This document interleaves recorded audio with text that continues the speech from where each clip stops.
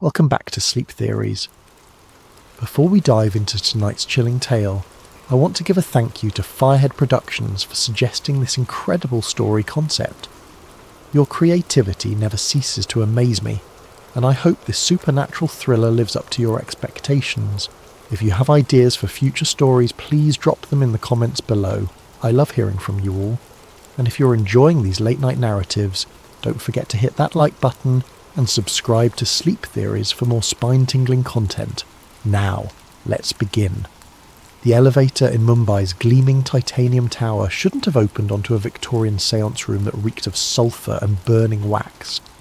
Yet there it was, complete with mahogany table, ornate brass candlesticks, and a pentagram carved so deep into the wooden floor that the grooves still held shadows from another century. Zara Okafor pressed her palm against the temporal echo scanner clipped to her belt, feeling its familiar vibration as it registered impossible quantum readings. The device, her own invention, was designed to read the quantum imprints left by past events, like archaeological carbon dating but for time itself. Right now it was screaming warnings in frequencies only she could interpret. "This is what you called me halfway across the world for?" she asked the building manager, a nervous man named Patel, who kept dabbing sweat from his forehead despite the room's inexplicable chill. "A period film set someone forgot to clean up." "Please, Professor Okafor," Patel stammered. "Look at the blueprints. This space should be the 42nd floor executive conference room. But yesterday morning, maintenance opened the elevator and found this." Zara stepped deeper into the room, her boots echoing on floors that shouldn't exist. The candles were still warm, their wax pools fresh. Victorian chairs surrounded the table in perfect ritual formation, and books bound in cracked leather lay open to pages covered in symbols that seemed to writhe when she wasn't looking directly at them. Her scanner's readings intensified. According to the quantum signatures, this room had existed here for over a century, but the building had only been completed 3 years ago. "The witnesses," she said, not taking her eyes off a particularly complex ritual circle burned into the table surface. "Tell me exactly what they saw." Patel's voice trembled. The night security guard reported seeing figures in Victorian dress performing some kind of ceremony. They spoke in English, but he heard their voices through the walls even when they were whispering. The audio surveillance picked up every word, but when we played it back... "No sound waves," Zara finished. She'd seen similar phenomena in her research, temporal echoes of events so traumatic or significant that they left quantum impressions across multiple timeline layers. The voices registered on equipment but produced no actual acoustic disturbance. "Exactly. And Professor Okafor, they mentioned you by name." A chill that had nothing to do with the room's supernatural temperature ran through Zara's spine. She'd spent 8 years perfecting temporal echo technology, investigating sites where the past seemed to bleed through into the present. She'd documented impossible archaeological finds, recorded conversations with people who'd been dead for centuries, and mapped quantum anomalies that mainstream science refused to acknowledge. But never had any of her subjects known she was coming. What exactly did they say? Patel pulled out his phone, hands shaking as he accessed the audio file. The playback was crystal clear.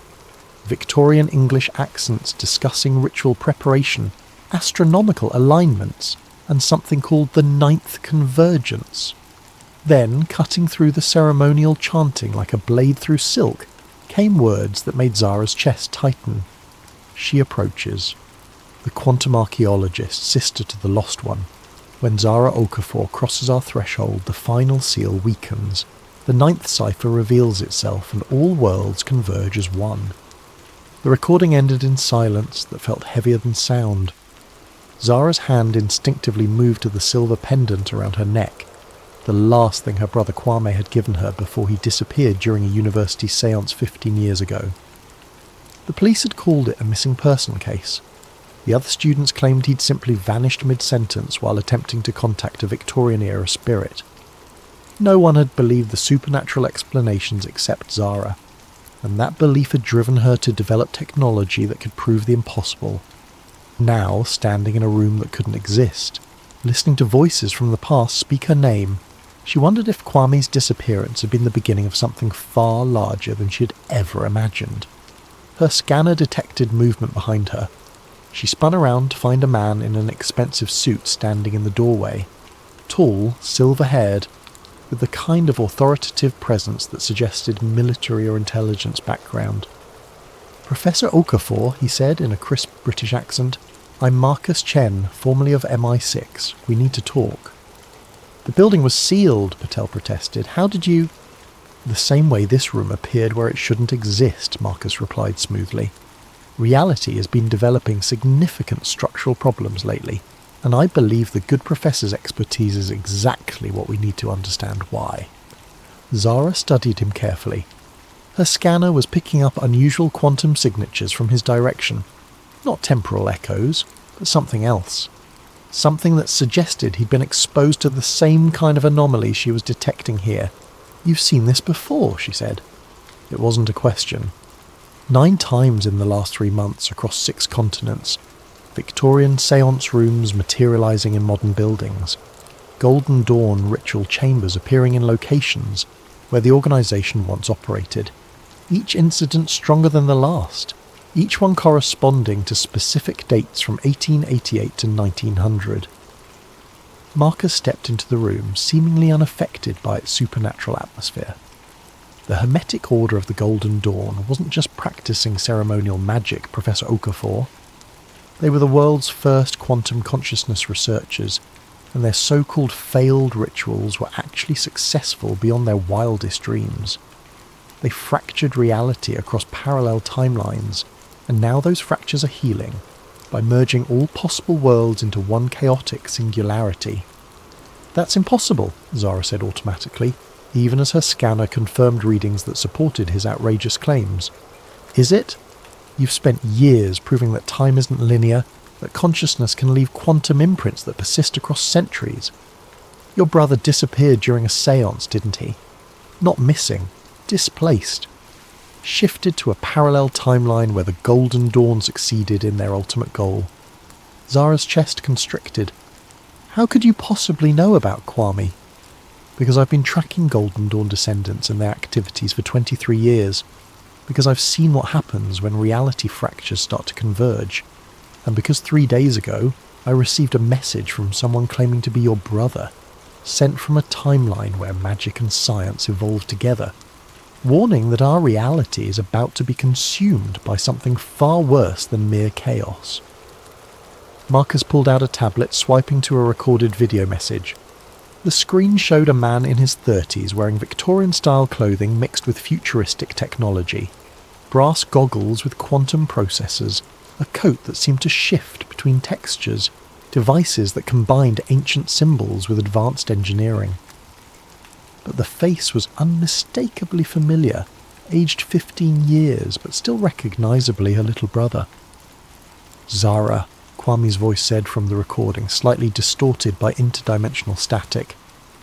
"I don't know if this message will reach the right timeline, but if you're hearing this, then the convergence has begun. The Golden Dawn didn't just fracture reality, they created a failsafe. 9 rituals designed to reset existence if humanity ever faced extinction. But they were never meant to be activated simultaneously. Something is using the fractures to complete all 9 ceremonies at once, and when it succeeds, every possible world will collapse into a single point of absolute chaos. You have to find the others. You have to stop the 9th cipher before..." The message cut off in a burst of static that made Zara's scanner scream warnings. "The others?" she asked, her scientific skepticism warring with desperate hope that her brother might still be alive, even in another reality. "A team I've been assembling for years, people with the skills and knowledge necessary to prevent a multiverse collapse. A quantum physicist who's been developing interdimensional communication technology. An occult historian who happens to be descended from Golden Dawn founders. A priest who's been documenting supernatural manifestations across multiple religions. We're going to need all of them if we want to save not just our world, but every possible version of it." Zara looked around the impossible Victorian room one more time, her scanner confirming that reality was indeed becoming increasingly unstable. The quantum signatures were growing stronger, as if the barrier between past and present, between possible and actual, was wearing thin. "If I agree to help," she said carefully, "I want answers. Real ones. How did the Golden Dawn actually fracture reality? What exactly are these 9 rituals? And what's powerful enough to manipulate quantum fractures across multiple timelines?" Marcus smiled grimly. "Professor, those are exactly the right questions. Unfortunately, the answers are going to challenge everything you thought you knew about the nature of existence itself." As if in response to his words, the Victorian room shimmered, its edges becoming translucent. Through the wavering reality, Zara glimpsed other versions of the same space, one where advanced technology mixed with magical symbols, one where the room was filled with shadows that moved independently of their sources, one where she herself stood in the same spot but wearing clothes she'd never owned. "The fractures are accelerating," Marcus said urgently. "We have perhaps a week before the convergence reaches critical mass. Will you help us prevent every possible reality from collapsing into chaos?" Zara thought of her brother's face on the screen, aged by years in another timeline but still unmistakably Kwame. She thought of the quantum signatures that proved the impossible was not only possible but actively happening. She thought of the responsibility that came with being one of the only people on Earth who could detect and potentially stop a multiverse-level catastrophe. "Where do we start?" she asked. Professor Esther Blackwood's London office looked exactly like what people expected from a 70-year-old occult historian. Floor-to-ceiling bookshelves filled with leather-bound volumes, crystal formations that caught afternoon light in rainbow patterns, and artifacts from a dozen different magical traditions displayed in glass cases.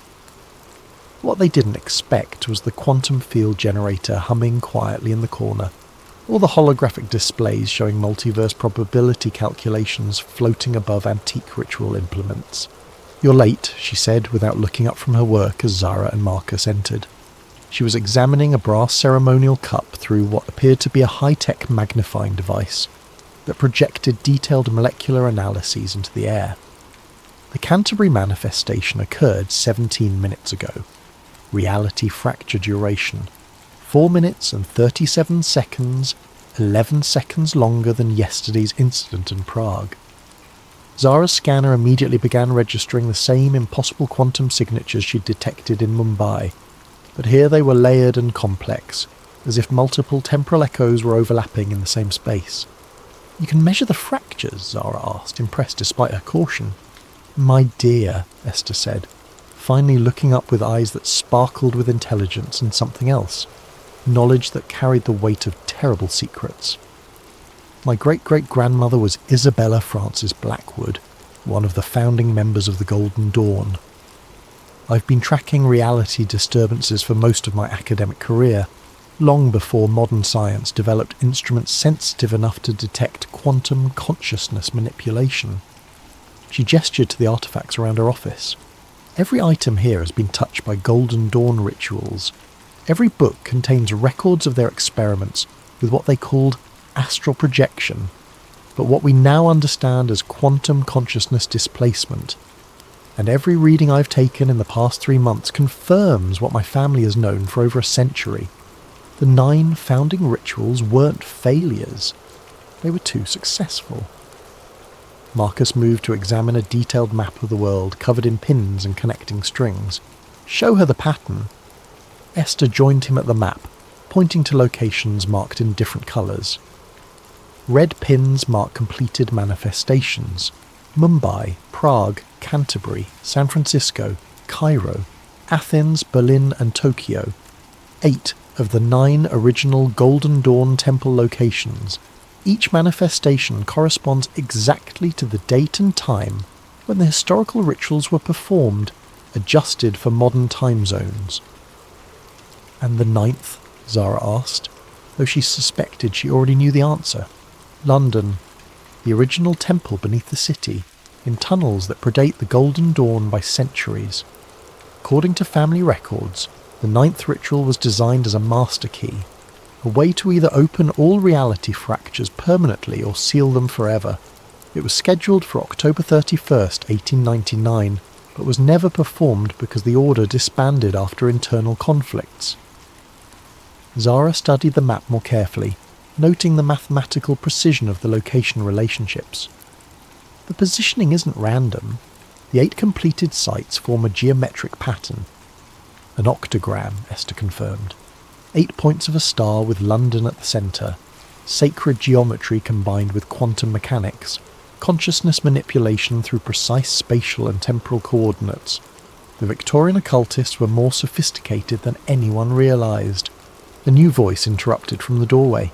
They were also completely insane, but that's what made them effective. All 3 turned to see a young Japanese man in his late 20s, wearing a lab coat over casual clothes, his hair dishevelled and his eyes bright with the manic intensity of someone who'd been awake for days pursuing a breakthrough discovery. "Kai Nakamura," he said, extending his hand to Zara. Quantum physicist, multiverse theorist, and apparently the only person crazy enough to build actual interdimensional communication equipment instead of just writing papers about it. His handshake felt normal, but Zara's scanner detected quantum disturbances around him that suggested recent exposure to reality fractures. "You've been in contact with parallel timelines." "For the past 6 months, ever since the Mumbai incident, my equipment picked up the quantum disruption from halfway around the world. Reality fractures generate specific frequency signatures that propagate through what I call the dimensional substrate. I've been monitoring them, and Professor, they're not random occurrences. Someone is deliberately completing the Golden Dawn rituals in sequence." Kai moved to Esther's desk and pulled out a tablet showing complex waveform analyses. "Each manifestation generates quantum resonance that makes the next one easier to achieve. It's like tuning forks. Once one starts vibrating at the right frequency, it encourages harmonic resonance in the others. The fractures are building toward a crescendo." "The 9th ritual," Marcus said grimly. "Whoever's behind this needs all 8 preliminary ceremonies completed before attempting the master key. How long do we have?" "Based on the acceleration pattern, maybe 4 days. But here's the really disturbing part. I've been receiving messages through my equipment from parallel versions of ourselves. Different timelines where the Golden Dawn succeeded, where magic became integrated with science, where reality fractures are a known phenomenon. And in every single timeline, when someone attempts to complete all 9 rituals simultaneously..." "What happens?" Zara asked, though she wasn't sure she wanted to know. "Total collapse. Not just of our reality, but of the entire multiverse structure. Every possible world, every alternate timeline, every quantum possibility, all of it compressed into a single point of infinite chaos. Imagine every story that was ever told, or could be told, trying to exist in the same space at the same time." The office fell silent, except for the humming of quantum equipment and the distant sounds of London traffic. Zara processed what she'd learned. Her brother trapped in an alternate timeline, reality fractures accelerating toward catastrophic convergence, and apparently a team of experts who'd been preparing for this exact scenario. "There's something else," Esther said quietly. "The messages Kai has been receiving, some of them are from your brother." Zara's heart stopped. "Kwame? He's been trying to contact us?" Kai nodded, pulling up another file on his tablet. 3 different versions of him, actually, from 3 different timelines. All warning about the same thing, but each from a reality where the Golden Dawn experiments had different outcomes. In one timeline, he became a Golden Dawn adept himself.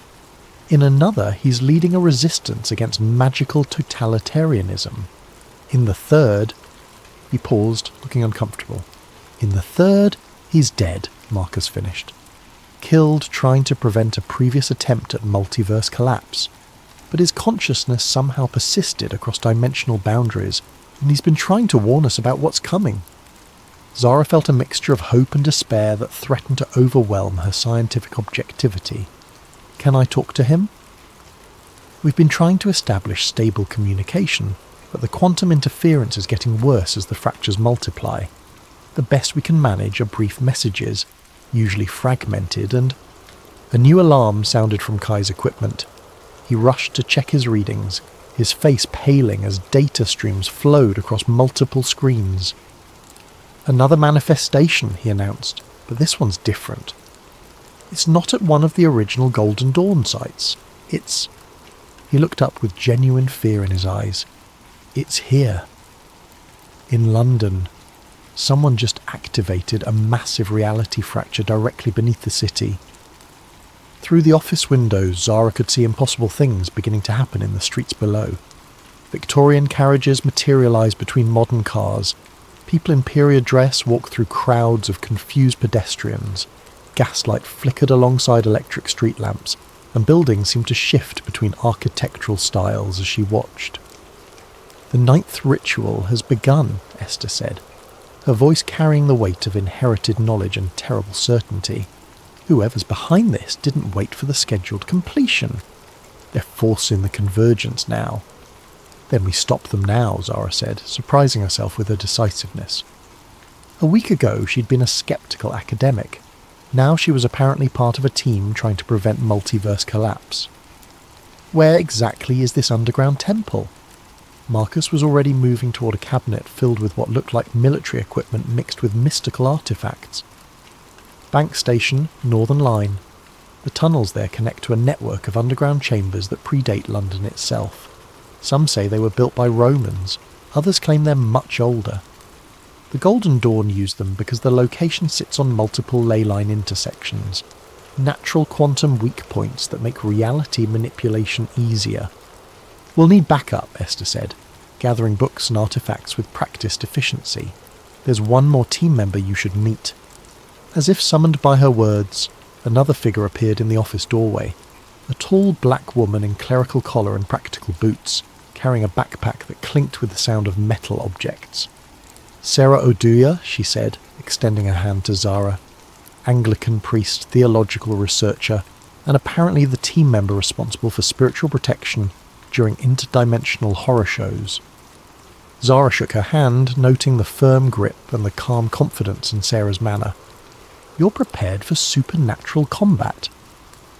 "I prefer to think of it as theological negotiation with hostile entities," Sarah replied with a slight smile. "But yes, I've been tracking reality fractures from the religious angle. When dead saints start appearing to warn about the end of all possible worlds, the church pays attention." Outside, London was becoming increasingly unstable. Through the windows, Zara could see multiple versions of the same buildings occupying the same space. People walking through walls that existed in some timelines but not others, and strange lights pulsing beneath the streets as if something massive was awakening in the underground. "How do we get to Bank Station through that chaos?" Zara asked. "Very carefully," Marcus replied, shouldering a pack filled with equipment she couldn't identify. "And with the understanding that once we go underground, we might not be dealing with just one reality anymore. The closer we get to the ninth ritual site, the more unstable the dimensional boundaries become." Kai's equipment screamed another warning. "Quantum cascade failure in progress. Reality coherence dropping below critical thresholds. Whatever they're doing down there, it's working faster than any of my models predicted." "Then we better hurry," Esther said, tucking a leather-bound book into her coat. "Because according to family records, the ninth cipher doesn't just reset reality. It allows whoever completes the ritual to choose which reality survives. And I very much doubt that whoever's behind this has humanity's best interests at heart." As they prepared to leave the office and venture into London's increasingly unstable streets, Zara caught a glimpse of something impossible reflected in the window. Her brother Kwame, older and wearing strange clothes, standing behind her and mouthing words she couldn't quite understand.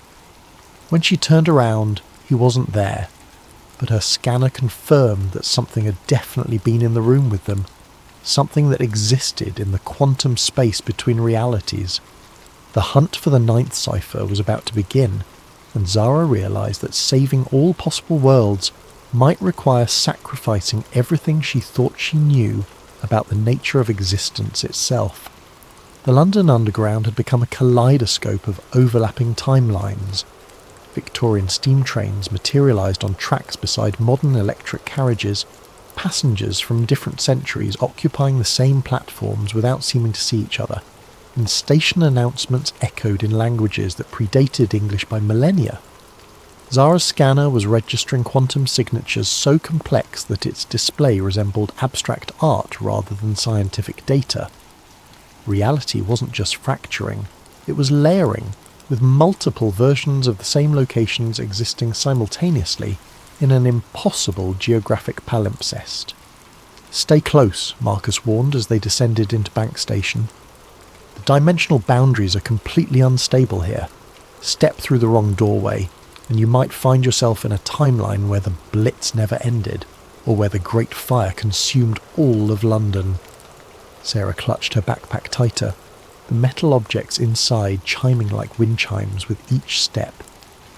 "I'm detecting spiritual entities from at least 4 different historical periods. Some are human souls displaced by the reality fractures, but others..." She paused, listening to something only she could hear. Others are something else entirely. Something that was never human but has been waiting in the spaces between worlds for exactly this kind of dimensional chaos. The platform around Bank Station was a maze of conflicting architectures. Victorian ironwork intersected with Roman stone, medieval timber supported modern concrete, and everywhere the eye looked, passages led into tunnels that belonged to different eras entirely.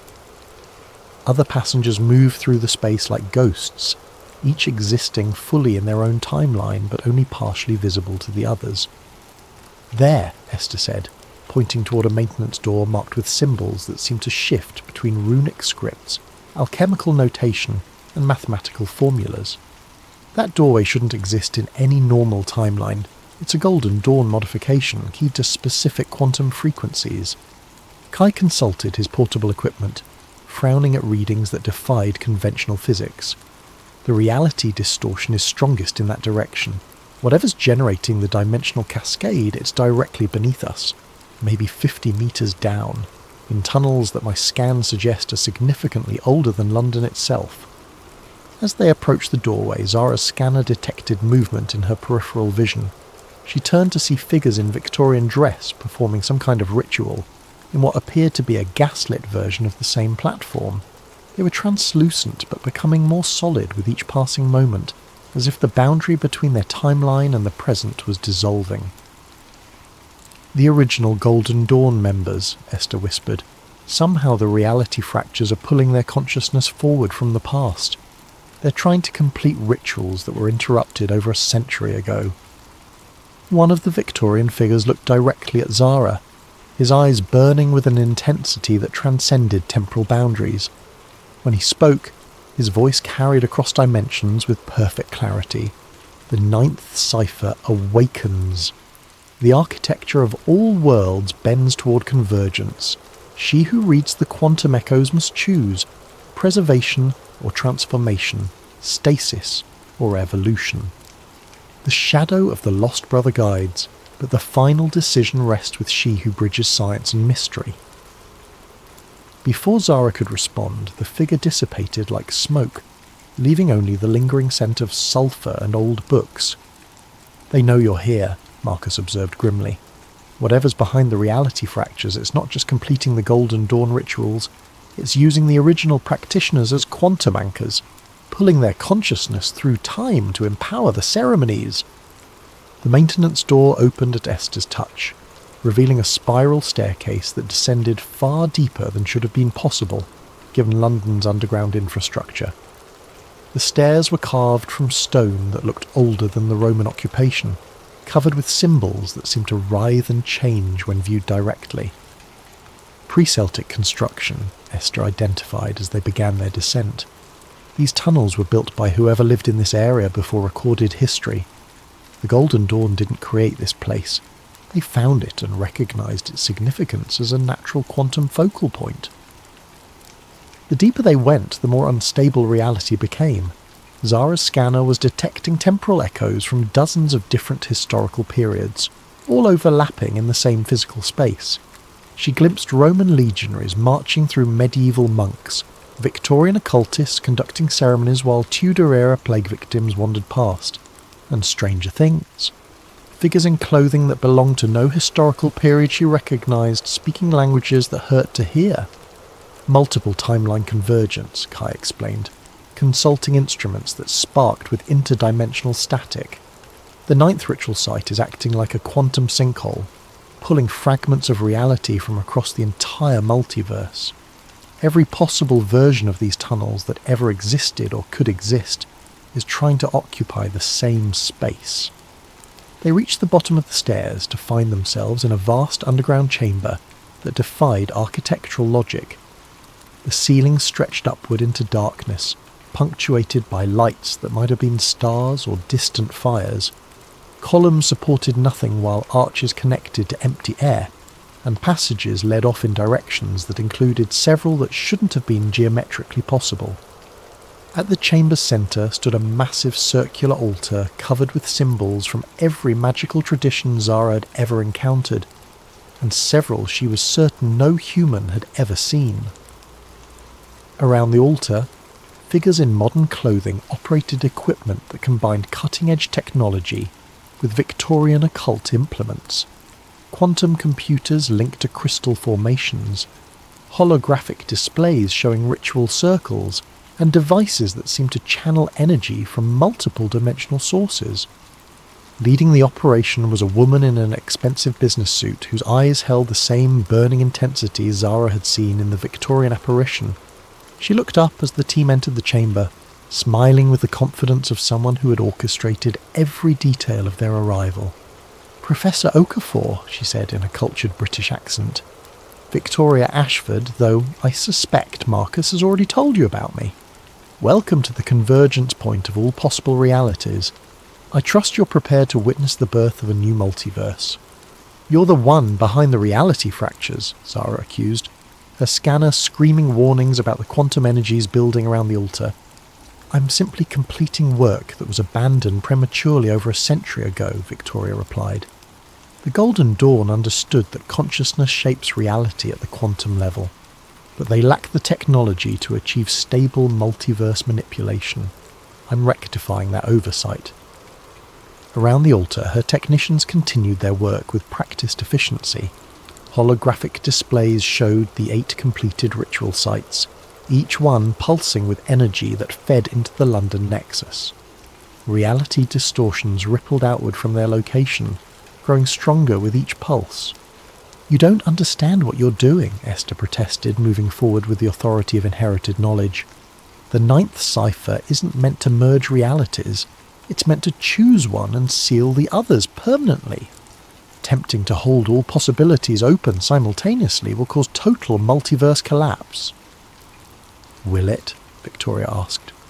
"Or will it finally allow humanity to transcend the limitations of single timeline existence?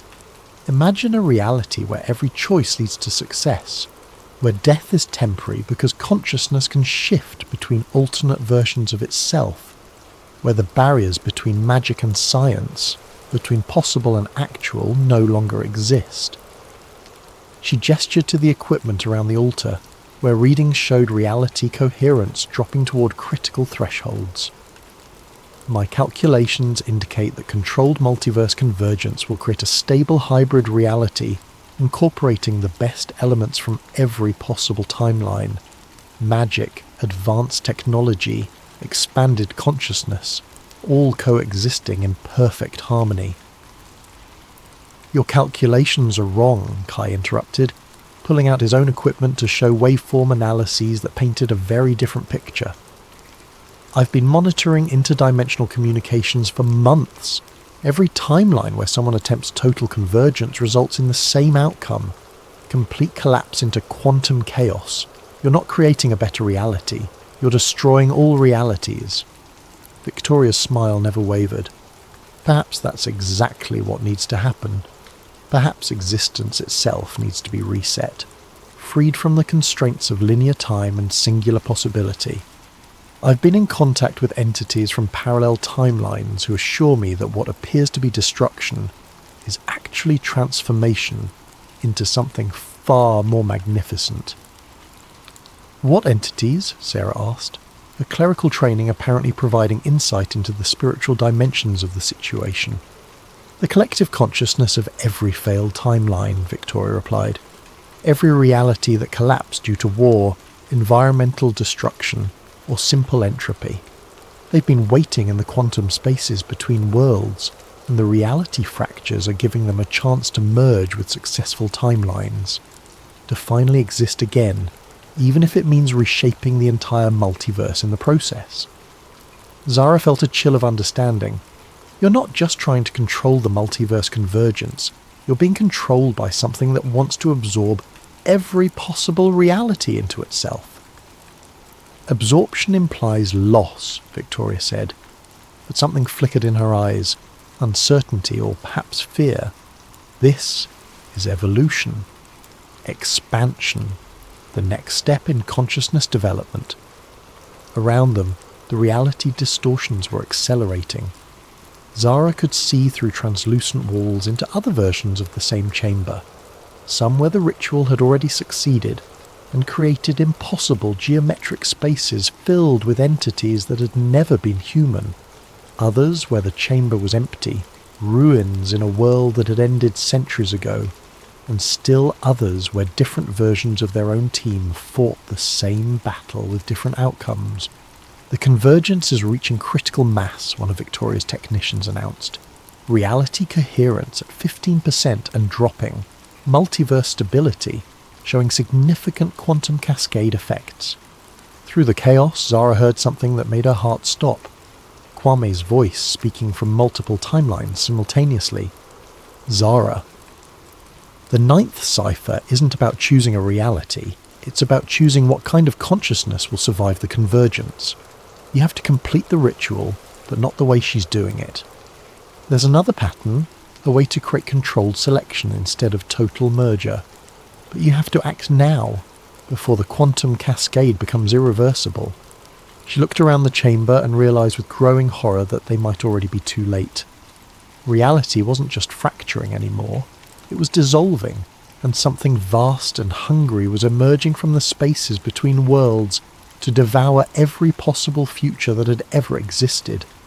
The chamber erupted in chaos as multiple versions of reality tried to occupy the same space simultaneously. Victorian Golden Dawn members materialised alongside Roman priests. Medieval alchemists appeared next to figures in environmental suits who might have been from humanity's far future. And through it all, entities that had never been human writhed in the dimensional spaces between what was real and what was possible. Zara's scanner was beyond overloaded, its readings resembling static more than scientific data. But through the quantum noise, she could detect something else, a pattern, a mathematical structure underlying the apparent chaos. The 9th cipher wasn't random destruction. It was following specific rules that governed how consciousness could be preserved during multiverse collapse. The ritual circle, she shouted to her team over the dimensional storm, is not just about merging realities, it's about choosing which aspects of consciousness survive the convergence. Kwame was right. There's another way to complete it. Victoria's technicians were losing control of their equipment. Holographic displays flickered between timelines, showing the same ritual being performed with different outcomes across multiple realities. In some versions, the convergence created a stable hybrid universe. In others, it destroyed everything, leaving only empty quantum foam where infinite possibilities had once existed. The quantum cascade is accelerating beyond our parameters, one technician reported, his voice tight with fear. Reality coherence at 8%. We're approaching total dimensional breakdown. Then we adapt, Victoria replied, but Zara could see the first cracks in her confidence. Whatever entities had been guiding her calculations weren't providing solutions for outcomes that deviated from their predictions. Sarah had opened her backpack and was arranging metal objects in a defensive pattern around the team. Crucifixes, ceremonial daggers, symbols from multiple religious traditions, and other items that seemed designed for spiritual combat. The entities Victoria mentioned, she called out, they're not just collective consciousness from failed timelines. They're something else, something that feeds on collapsed realities. They've been manipulating events to create the convergence because they need the quantum energy released by multiverse destruction. Parasites, Esther confirmed, consulting one of her ancient books, even as reality warped around them. My family records describe them as devourers of possibility, beings that exist in the conceptual space between what is and what could be. They can only fully manifest when reality itself becomes unstable enough to bridge that gap. Through the chamber's shifting geometry, Zara could see these entities more clearly now, shapes that hurt to look at directly, geometries that included angles that shouldn't exist, consciousness that was simultaneously vast and empty. They were emerging from the quantum fractures like living shadows, drawn by the energy being released as infinite realities collapse toward a single point. "Kai," she called out, "can your equipment establish communication with the parallel timelines? I need to talk to Kwame directly." "I'm trying, but the dimensional interferences..." His tablet sparked and went dark, then flickered back to life, showing a face that was unmistakably her brother, though aged and marked by experiences she couldn't imagine.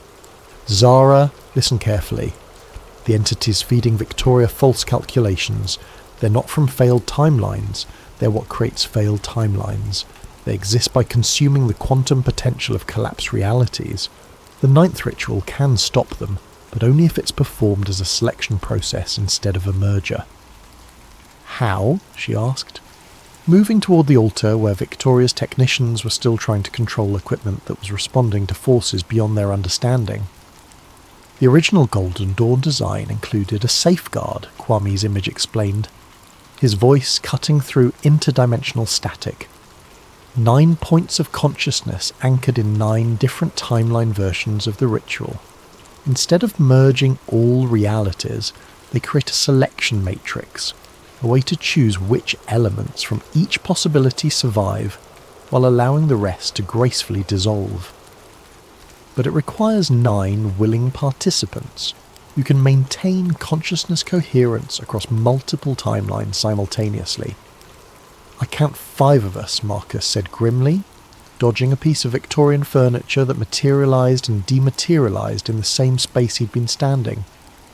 "How do we find 4 more participants when reality is falling apart around us?" "You don't need to find them," Kwame replied. "You need to become them.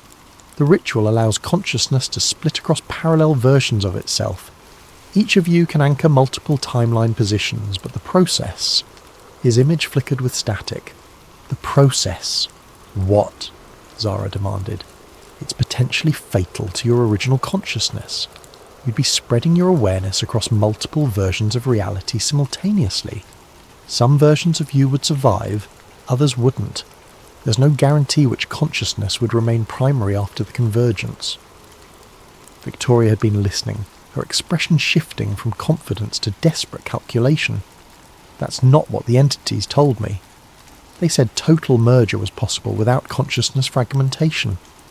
"They lied," Sarah said bluntly, her spiritual training apparently providing insight into deceptive supernatural entities. "Parasitic beings that feed on collapsed realities wouldn't want you to preserve multiple timeline stability. They need total chaos to manifest fully in our dimension." Around the altar, reality distortions were accelerating beyond anything Zara had seen.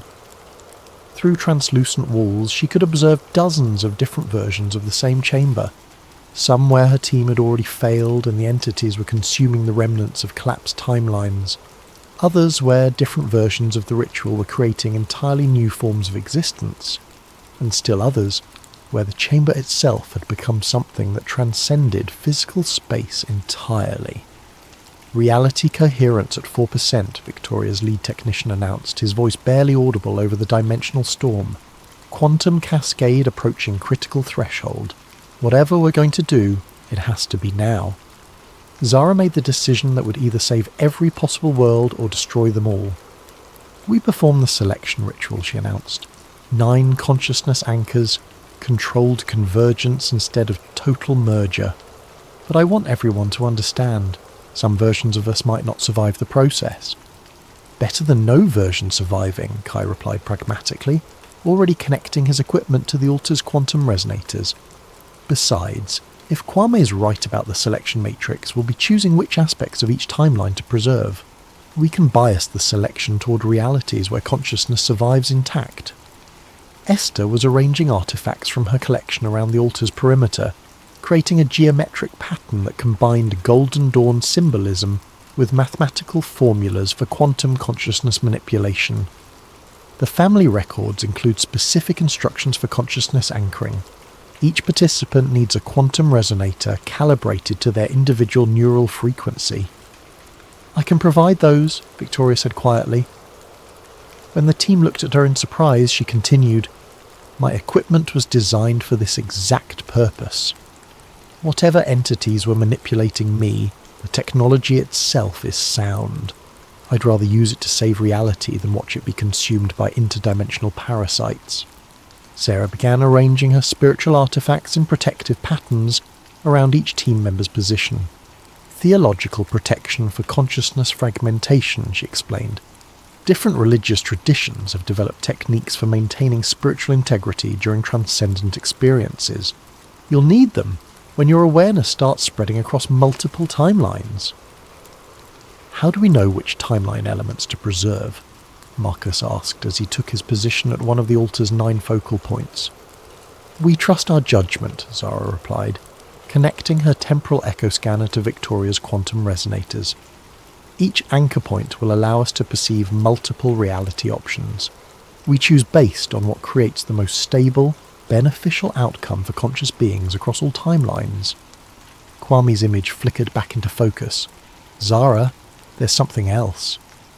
The entities that have been manipulating events, they're not the only intelligence that's been watching the convergence. There are other beings, ones that want to preserve multiverse stability. They've been sending guidance through the quantum echoes, but their communication is subtle. Trust your instincts about which timeline elements feel right." The ritual began as Victoria's technicians initiated the quantum resonance sequence. Reality around the altar became increasingly fluid, with each participant existing simultaneously in multiple versions of the same moment. Zara could perceive herself in timelines where she'd made different career choices, different personal decisions, different scientific discoveries. Each version had access to knowledge and experiences that the others lacked. Through her consciousness anchor, she could see the selection matrix beginning to form, a vast multi-dimensional framework that displayed every possible outcome of the convergence. Some selections would preserve magic alongside science. Others would eliminate supernatural phenomena entirely, but advance technology centuries beyond current capabilities. Still others would create hybrid realities where consciousness itself evolved into new forms. "I can see the parasitic entities," Sarah reported from her anchor point. "They're trying to influence the selection process, steering choices toward outcomes that would leave reality permanently unstable. We need to actively resist their suggestions." "Focus on consciousness preservation," Esther added. "My position is showing multiple options for how aware beings survive the convergence. Some preserve individual identity, others merge consciousness into collective intelligences, still others create new forms of awareness entirely." Kai's scientific training was proving invaluable as he analysed the quantum mechanics underlying each selection option. Mathematics are stable for controlled selection, but we need to maintain perfect synchronization. If any anchor point loses coherence, the entire matrix could collapse into chaotic merger. Around them, the entities that had been manipulating Victoria were becoming increasingly desperate, manifesting as geometric impossibilities that tried to disrupt the selection process. But Sarah's spiritual protections were holding, and the team's combined will was proving stronger than parasitic influence. "I can see Kwame," Zara announced, her consciousness spanning multiple timelines where her brother existed in different forms. In some realities he never disappeared. In others, he became a Golden Dawn master. In still others, he died, but his consciousness persisted as a guardian intelligence. Which version should we preserve? "All of them," came the unexpected reply from Marcus. "The selection matrix doesn't require choosing single timeline versions. We can preserve multiple variants of the same person across different reality layers. It creates more complex existence, but also more resilient consciousness networks." The revelation changed everything. Instead of choosing between different timeline options, they could create a layered reality where multiple versions coexisted in parallel dimensional space. Magic and science, individual and collective consciousness, technological advancement and spiritual evolution, all could be preserved simultaneously in a stable multiverse configuration. Beginning final selection sequence, Victoria announced, her equipment now fully integrated with the team's consciousness anchors. Reality coherence stabilizing at controlled threshold, quantum cascade shifting from destructive to constructive merger. Through the selection matrix, Zara could see the new reality beginning to form, a complex but stable structure where consciousness could exist in multiple forms simultaneously, where the barriers between possible and actual were permeable but controlled, where beings could access knowledge and experiences from parallel versions of themselves without losing individual identity. The parasitic entities made one final attempt to disrupt the process, manifesting as a wave of geometric chaos that threatened to overwhelm the altar's protective barriers. But 9 anchored consciousnesses, working in perfect synchronization, proved more powerful than interdimensional parasites that fed on collapse possibility. Selection complete, Kai announced as reality stabilized around them. Multiverse configuration, stable layered structure with controlled dimensional permeability. Consciousness preservation, multiple variants maintained across parallel reality layers. The chamber had transformed.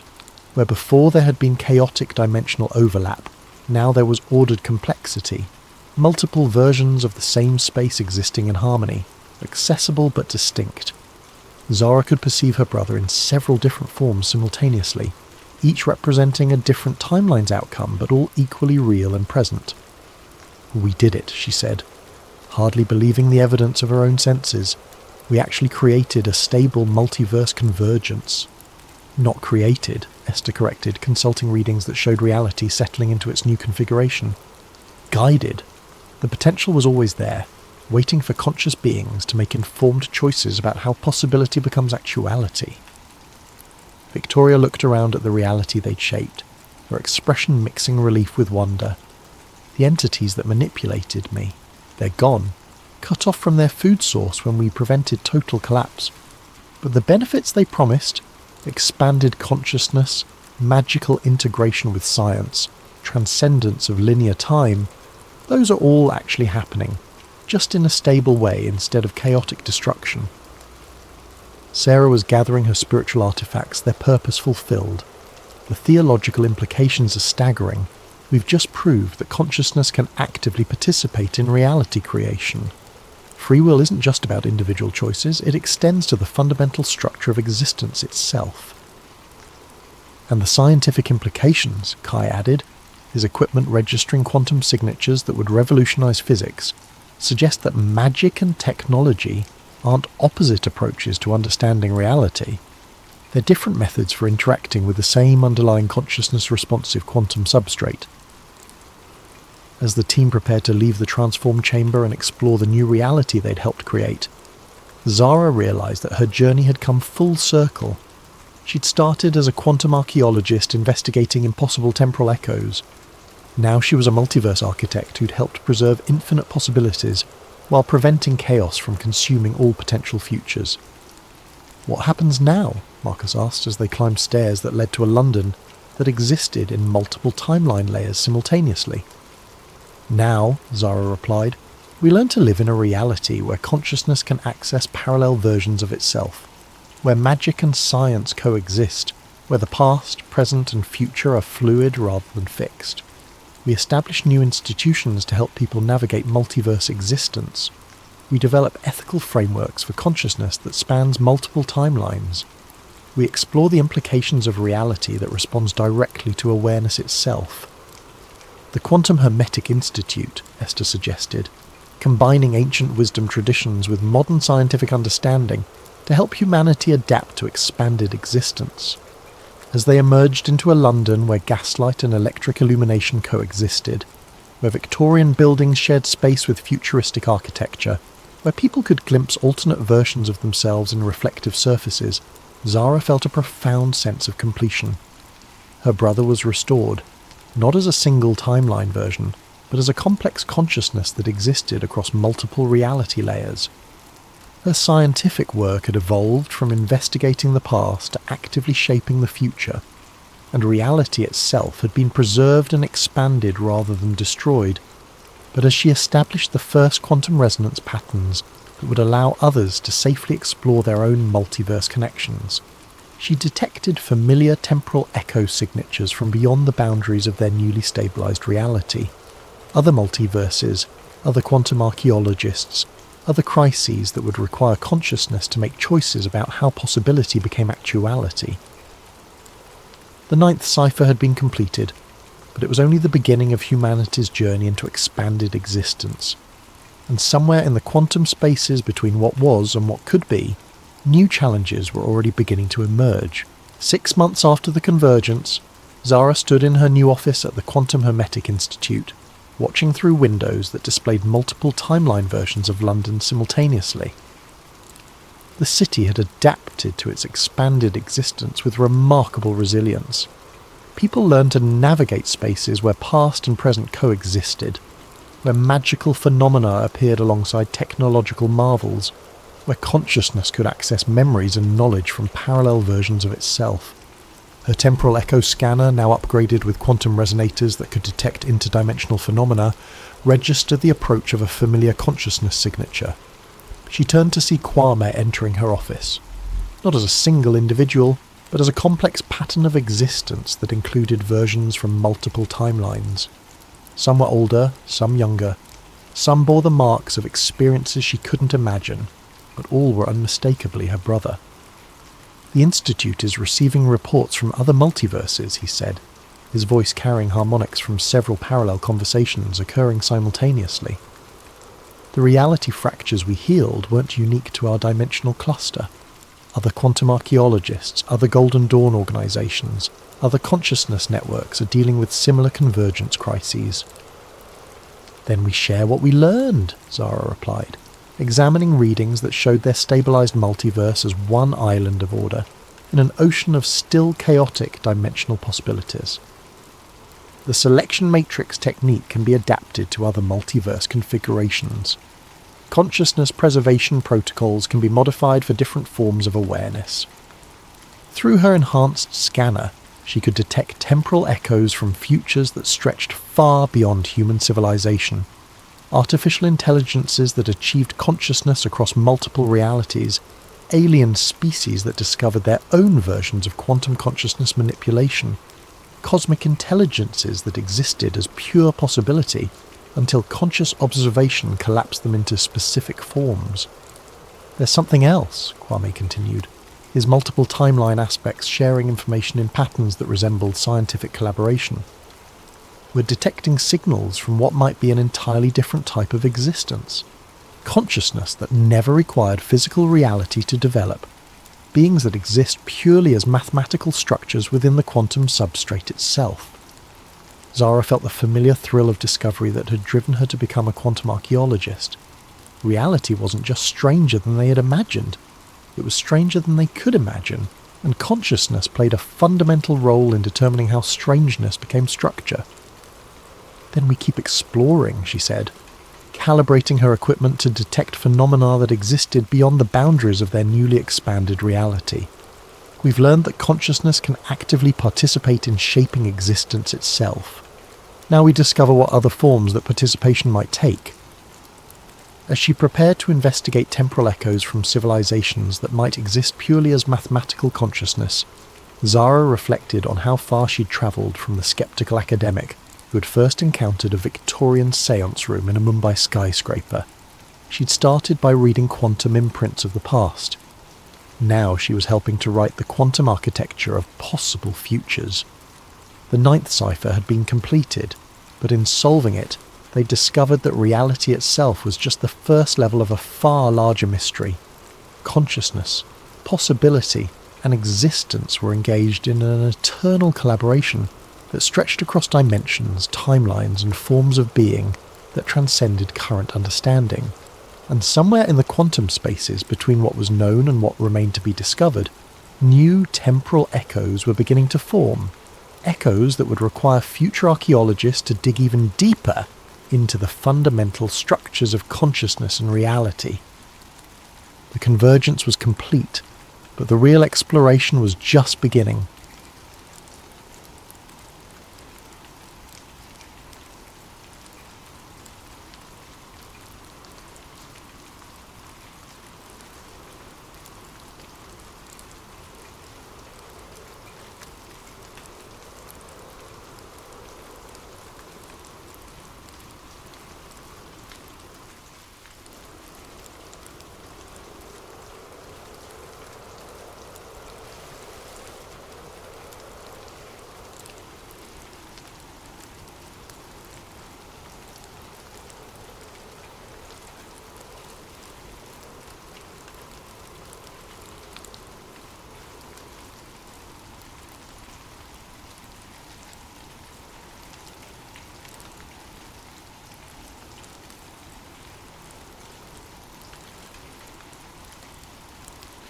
Before we begin tonight's story, I want to thank Ryan McPherson for suggesting this fascinating topic. The Kecksburg incident has captivated researchers for decades, and tonight we explore it through the eyes of someone who was actually there. If you have story suggestions, please leave them in the comments below, and don't forget to like and subscribe to Sleep Theories if you enjoy these deep dives into mysterious events. December the 9th, 1965. The date still sends a chill through my bones 40 years later. Most people remember where they were when Kennedy was shot, or when man first walked on the moon. Me? I remember exactly where I was standing when that fireball tore across the Pennsylvania sky and changed everything I thought I knew about the world we live in.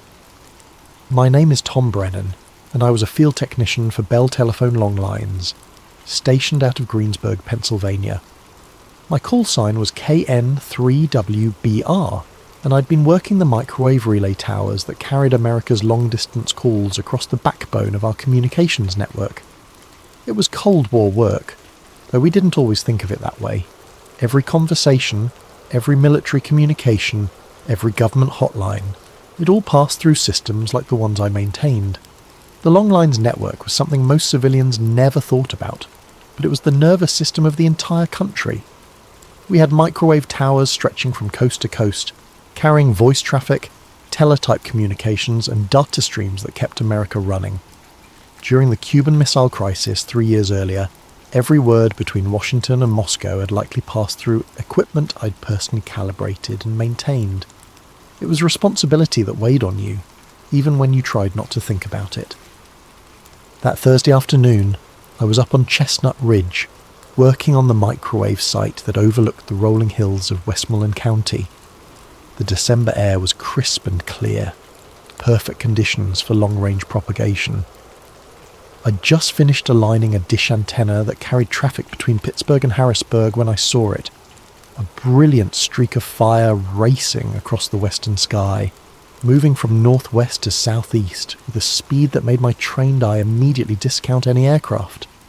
The thing was massive, burning white hot with a tail that stretched across maybe 30 degrees of sky.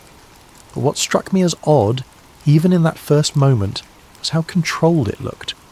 I'd seen meteors before, plenty of them during my late-night tower climbs. This wasn't the chaotic tumble of space rock hitting atmosphere. This thing was oriented, nose forward, trailing what looked almost like rocket exhaust.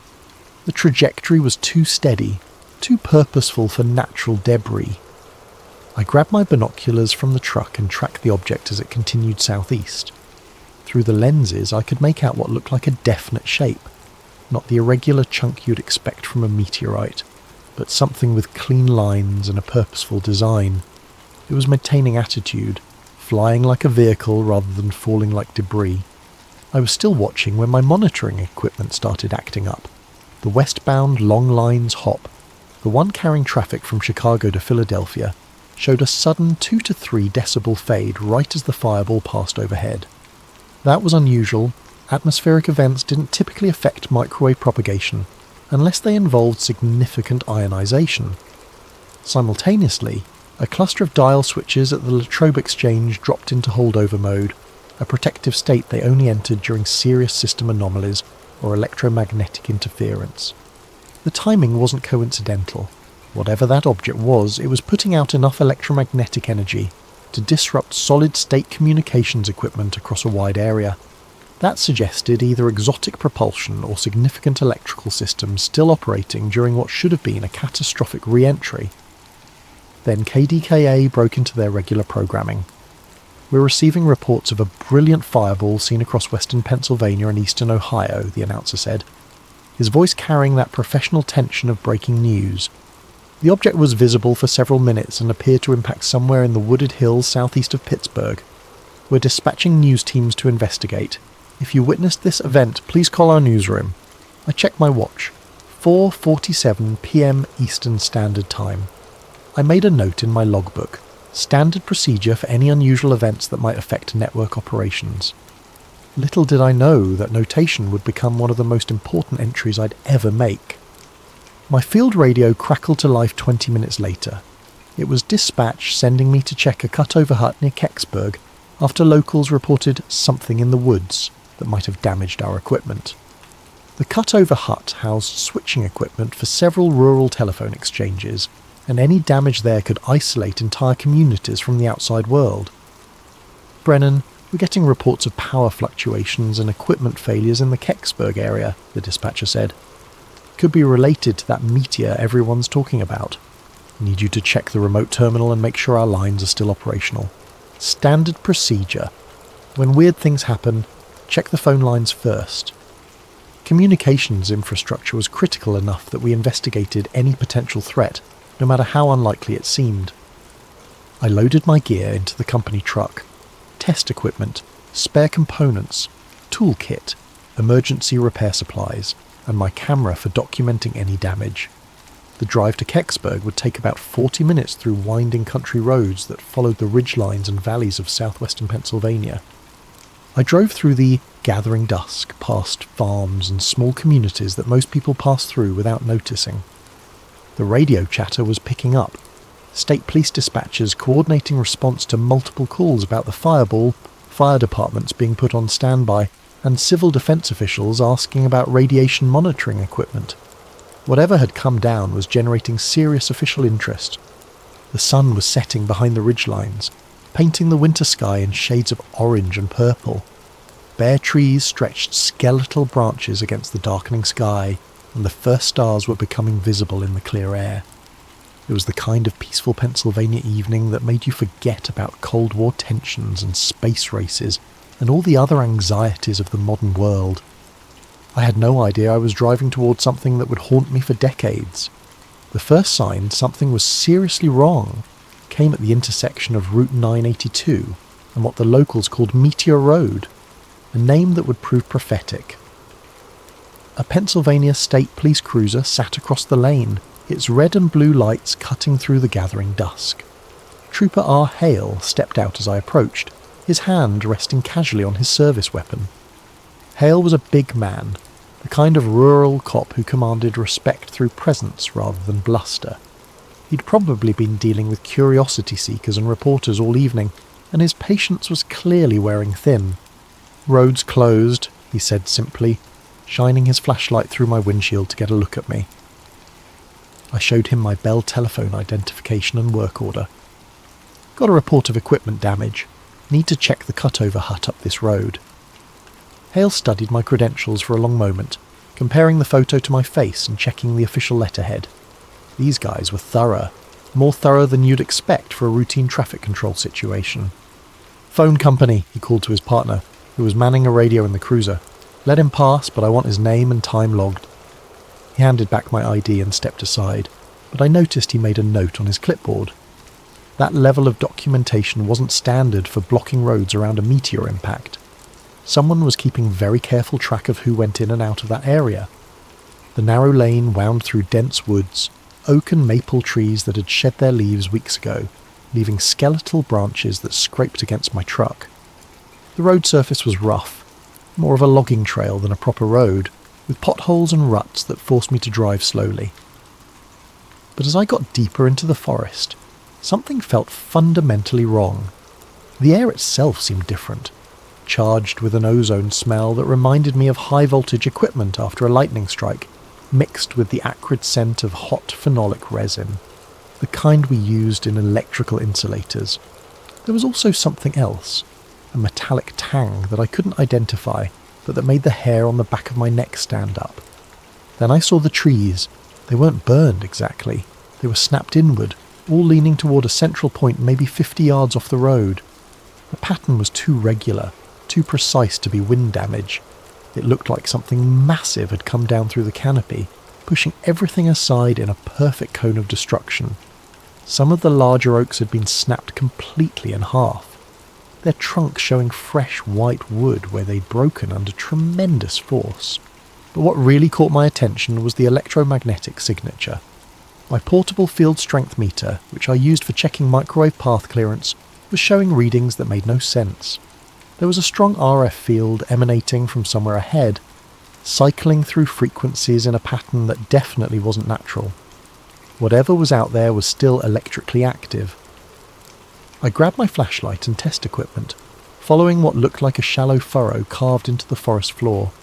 The groove was maybe 3 feet wide, scraped clean of leaves and topsoil, running in a straight line toward a small clearing ahead.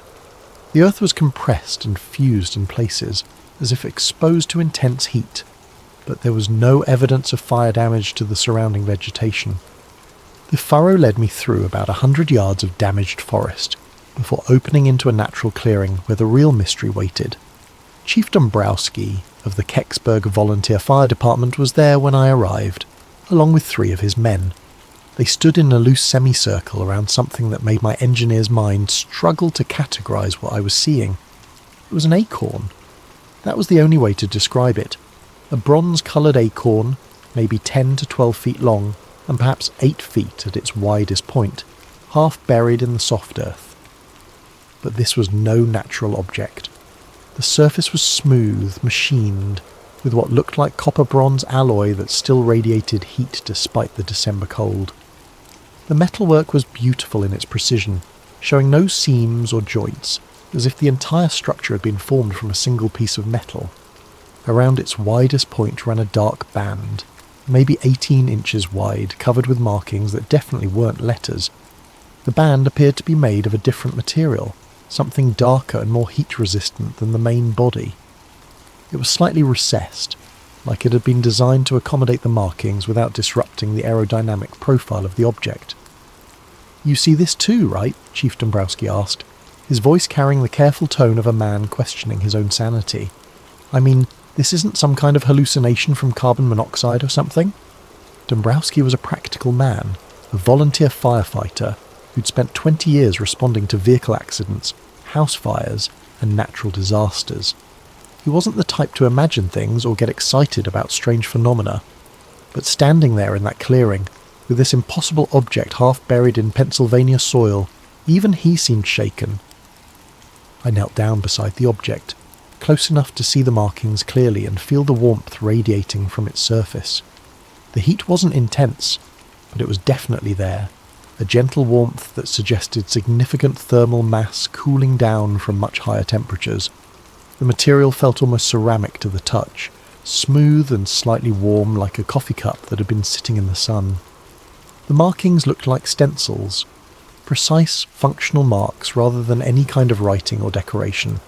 There were arrows pointing in different directions, tick marks that could have been measurement references, triangular symbols that might have indicated orientation or attitude, and geometric patterns that looked almost like engineering diagrams.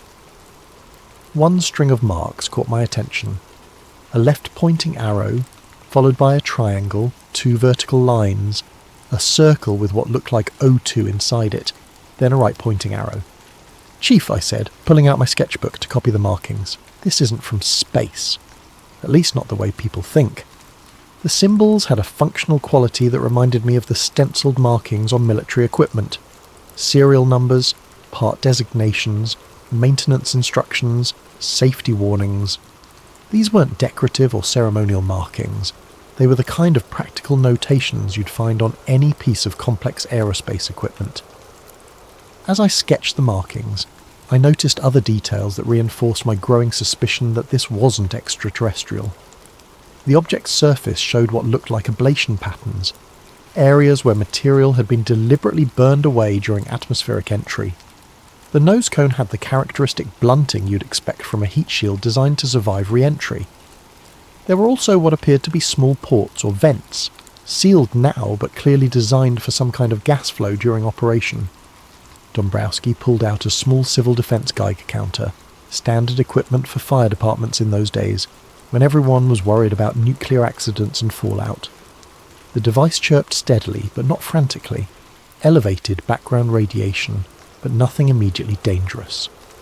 The readings were consistent with what you might expect from equipment that had been exposed to the radiation environment of space, or possibly from radioactive materials used in power systems or scientific instruments. "Hot," he radioed back to his dispatcher. "Pull the boys back to 50 yards. We're getting elevated readings on the CD meter." That's when we heard the trucks. The sound came from back down the lane, heavy vehicles moving slowly over the rough road surface. But these weren't more fire trucks or ambulances. The engine notes were different, deeper, with the distinctive rumble of military diesels under load. Someone with serious resources was responding to this incident, and they were responding fast. I counted at least 3 vehicles, maybe 4, moving in convoy formation. The lead vehicle was already visible through the trees, its headlights cutting through the darkness. But something was wrong with the light pattern. Instead of standard automotive headlights, these looked like military blackout lights, the kind designed to provide illumination without creating visible signatures that could be spotted from aircraft. "Chief," I said, still sketching frantically, "I think we're about to have company." Dombrowski nodded grimly. He'd been in the Pacific during World War II, and he recognised the sound of military vehicles when he heard it. "Boys," he called to his firefighters, "pack up your gear and get ready to move. This just became somebody else's problem." I finished my sketch and tucked the notebook into my jacket pocket. Whatever was coming up that road, I had the feeling that documenting this scene was about to become much more difficult. The object itself remained motionless in its shallow crater, still radiating heat and electromagnetic energy, still defying easy categorization.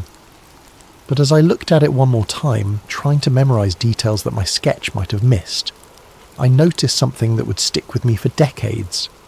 Near the base of the object, partially hidden by displaced earth, was what looked like a small panel or access port.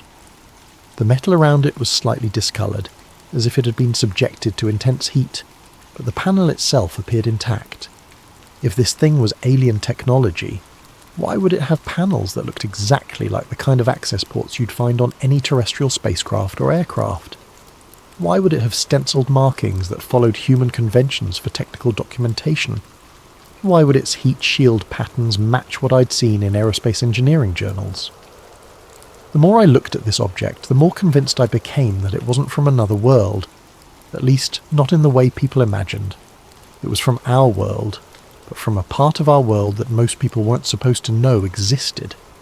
They came up the lane with no headlights, 3 vehicles I couldn't quite identify in the gathering darkness. Military, but not standard army green. These were unmarked, flat olive drab, with men in field jackets that could have been M65s, but without any visible insignia or unit patches. The vehicles themselves looked like modified civilian trucks, heavy-duty chassis with military running gear, designed to look unremarkable while carrying specialised equipment. The man who stepped out of the lead vehicle introduced himself simply as Captain Morris. No first name, no unit designation, just Captain. He was maybe 45 years old, with the kind of weathered face that came from spending time outdoors in all kinds of weather. His uniform was military in cut, but deliberately anonymous. No branch insignia, no unit patches, no ribbons or badges that might identify where he came from or who he worked for. Morris moved with the easy authority of someone accustomed to being obeyed without question. He surveyed the scene quickly, taking in the damaged trees, the firefighters' equipment, and the object itself with the practiced eye of someone who'd done this before. This wasn't his first unusual recovery operation. "Gentlemen," he said, his voice carrying the flat authority of command, "this area is now under federal jurisdiction. I'll need everyone to step back while my team secures the site." It wasn't a request. More men emerged from the other vehicles, maybe a dozen in total. They moved with military precision, but without the obvious markers you'd expect from regular armed forces. No name tags, no rank insignia, no unit identifiers. Their equipment was high quality but nondescript, military-style gear that could have come from any number of government agencies or private contractors. Trooper Hale appeared from the tree line, his clipboard ready and his radio crackling with traffic from the state police dispatcher. "Need names and contact information from everyone who's been inside the perimeter," he announced, suddenly much more official than he'd been earlier. He photographed my Bell telephone badge with a portable mimeograph unit, sophisticated equipment for a rural police response, the kind of gear that suggested this operation had been planned well in advance. I watched Morris's team work while Hale processed my identification. They moved like a well-rehearsed crew, each man knowing exactly what his job was and how it fit into the larger operation. They threw a canvas shroud over the object, but not before I caught one of them photographing it from multiple angles with professional camera equipment. Then they fitted it with a split cradle that looked purpose-built for the job, curved metal supports that matched the object's contours exactly, as if they'd been manufactured specifically for this type of recovery. The cradle itself was a piece of engineering that impressed me. It was designed to distribute the object's weight evenly, while protecting it from damage during transport. The materials looked like aircraft-grade aluminum, precision machined and fitted with shock-absorbing mounts. This wasn't improvised equipment thrown together for an emergency response. This was specialised hardware that had been designed, manufactured and stockpiled for exactly this type of situation. They used a portable winch system to load the cradled object onto a lowboy trailer that had appeared as if by magic. The trailer was unmarked but military in design, with heavy-duty suspension and tie-down points that could handle significant loads. The entire loading operation took less than 30 minutes, every movement practiced and efficient. While they worked, I walked the perimeter of the site, ostensibly checking for damage to our communications equipment, but actually trying to document as much as I could without drawing attention to myself. What I found was interesting for several reasons. First, there was indeed real damage to our infrastructure. A burned waveguide isolator at a nearby microwave repeater, the ferret core cracked and discoloured by what looked like intense electromagnetic energy. The damage was recent and severe enough to explain the signal anomalies I detected earlier. This wasn't staged or faked. Something had genuinely disrupted our equipment. Second, the electromagnetic signature was still strong. My field strength meter continued to show elevated readings centred on the crash site, even with the object covered by the canvas shroud. Whatever was generating that energy was still active, still putting out enough RF power to interfere with sensitive electronics. Third, and most intriguingly, I found evidence of previous activity in the area. Tyre tracks in the soft earth that didn't match any of the emergency vehicles currently on scene. The tracks were from heavy trucks, probably military, and they were at least several hours old. Someone had been here before the official response began, someone who'd known exactly where to look and what they'd find. I pocketed the damaged ferret isolator without thinking much about it at the time.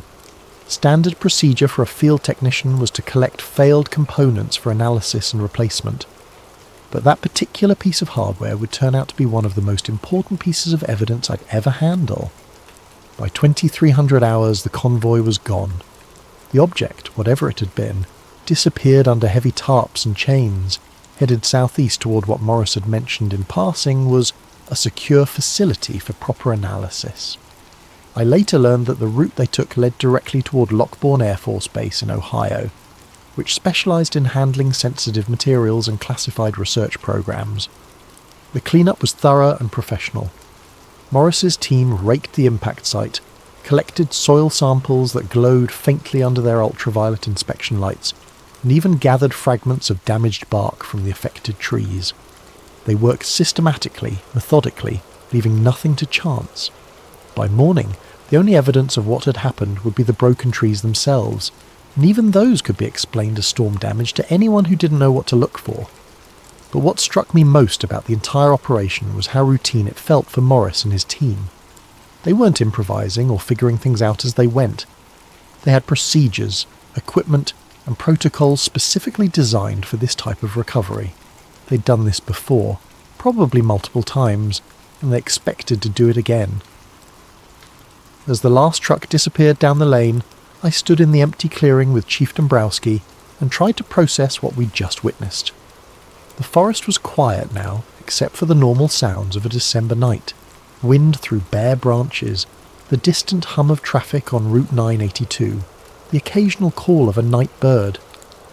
"Tom," Dombrowski said quietly, "what do you think that really was?" I looked at my sketch one more time before putting it away. "Chief, I think it was ours. I think it was something we built, something that was supposed to come down somewhere else, and now somebody's got a lot of explaining to do to people with security clearances higher than ours." He nodded slowly. "That's what I was thinking too. But if it was ours, why all the secrecy? Why not just say it was a satellite or a test vehicle?" "Because," I said, "sometimes the truth is more dangerous than the mystery. Sometimes people would rather have you wondering about little green men than asking questions about what kind of technology we're actually capable of building."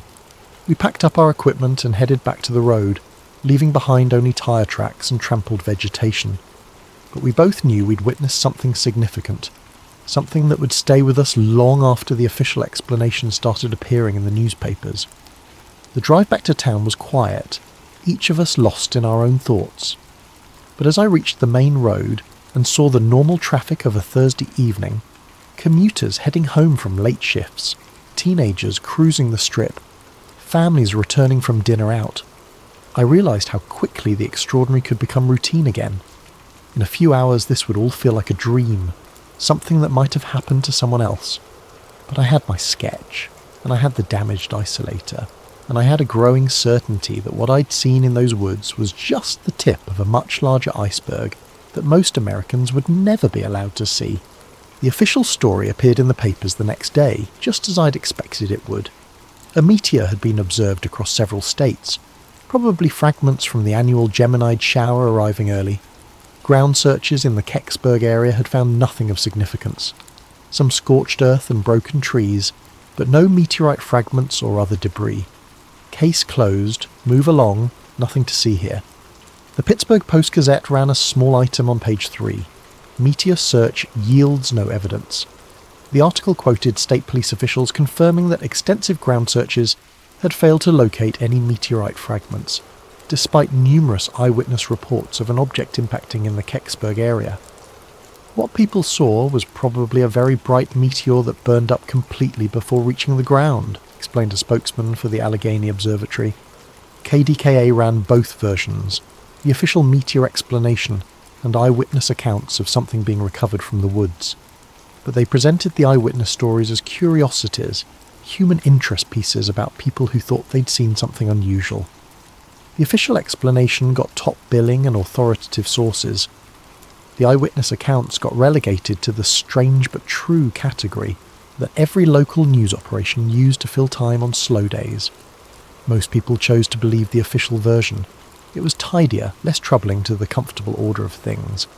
Meteors were natural phenomena that happened all the time. Secret government recovery operations were the stuff of science fiction movies and paranoid conspiracy theories. In December 1965, most Americans still trusted their government to tell them the truth about important matters.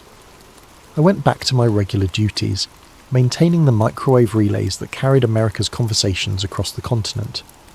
The damaged isolator was replaced with a standard unit from our repair stock, and within a week the entire communications path was back to normal operation.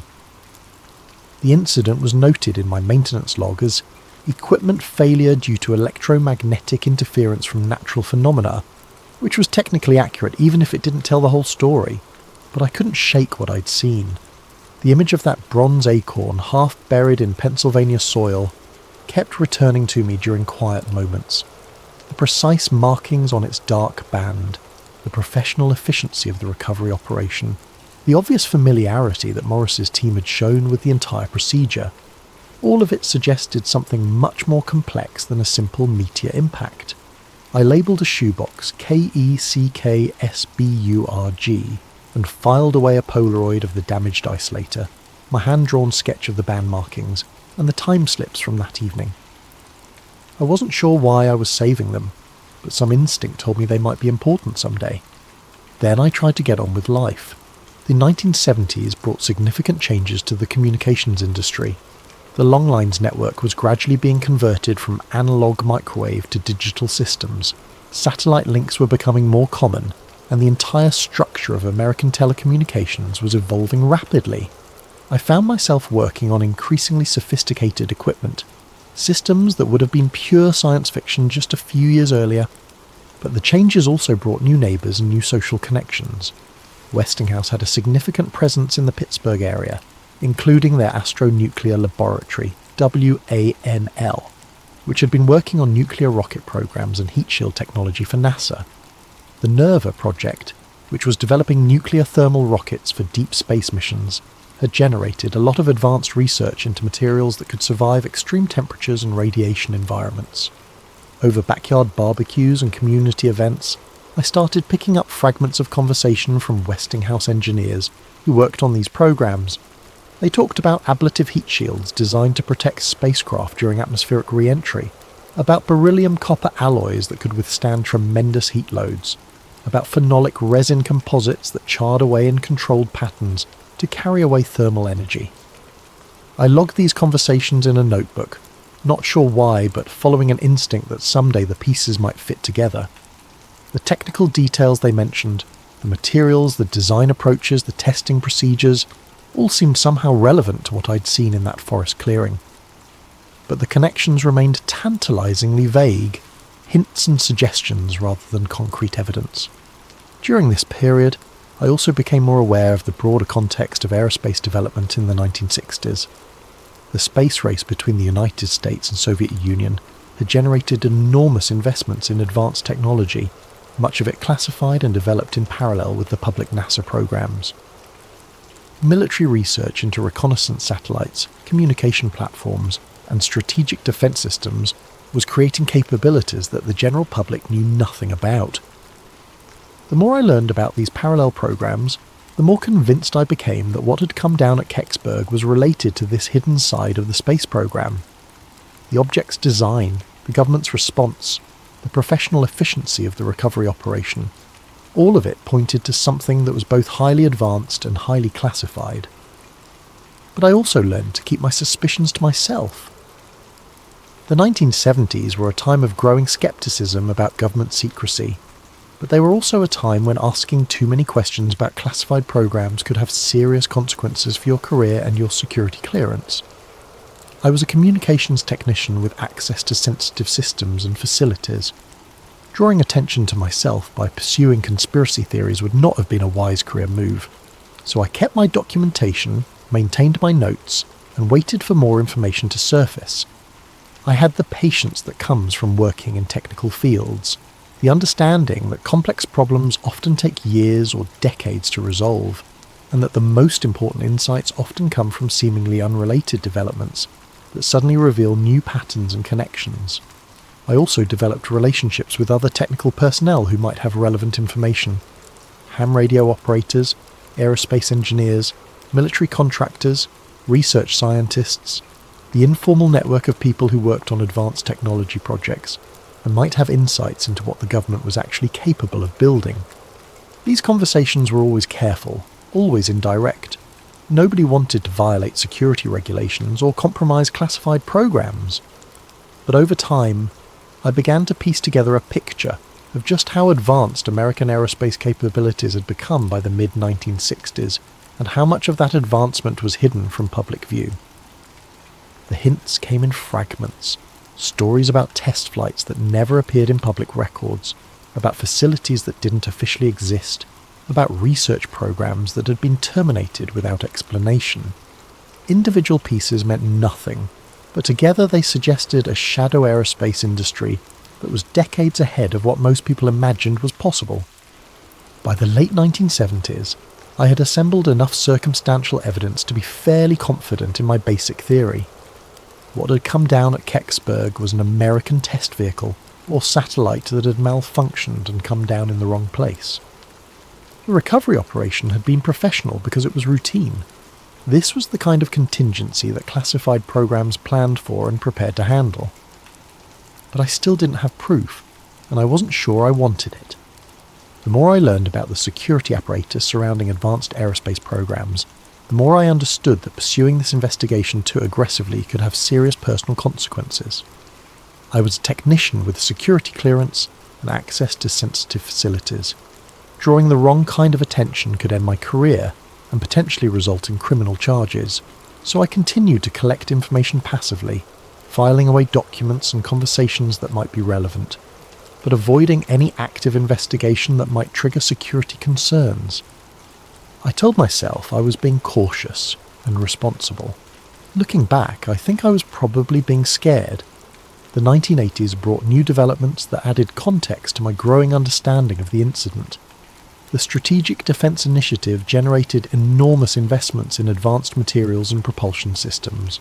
Reports began surfacing about stealth technology that had been under development for decades. The Space Shuttle program revealed capabilities that had been theoretical just a few years earlier. All of these developments reinforced my belief that American aerospace technology in the 1960s had been far more advanced than most people realized. The materials, science, the propulsion systems, the guidance and control technology, all of it suggested that building something like what I'd seen at Kecksburg would have been technically feasible, if politically and financially challenging. But the 1980s also brought the first serious challenges to the official story about Kecksburg. Researchers began filing Freedom of Information Act requests, seeking government documents about the incident. Journalists started investigating the eyewitness accounts more seriously. Former military personnel began speaking publicly about their involvement in unusual recovery operations. None of these developments produced definitive proof of what had really happened, but they did establish that the official explanation was incomplete at best. Too many credible witnesses had seen too many things that didn't fit the meteor story. Too many government agencies had responded too quickly and too professionally for this to have been a routine natural phenomenon. I followed these developments with great interest, but I remained reluctant to contribute my own evidence to the growing body of research. I was still working in the communications industry, still maintaining security clearances, still vulnerable to retaliation if I violated secrecy agreements I'd never actually signed, but that everyone understood were implicit in the job. But I also began to realise that my documentation might be uniquely valuable. My technical background gave me insights that most UFO researchers lacked.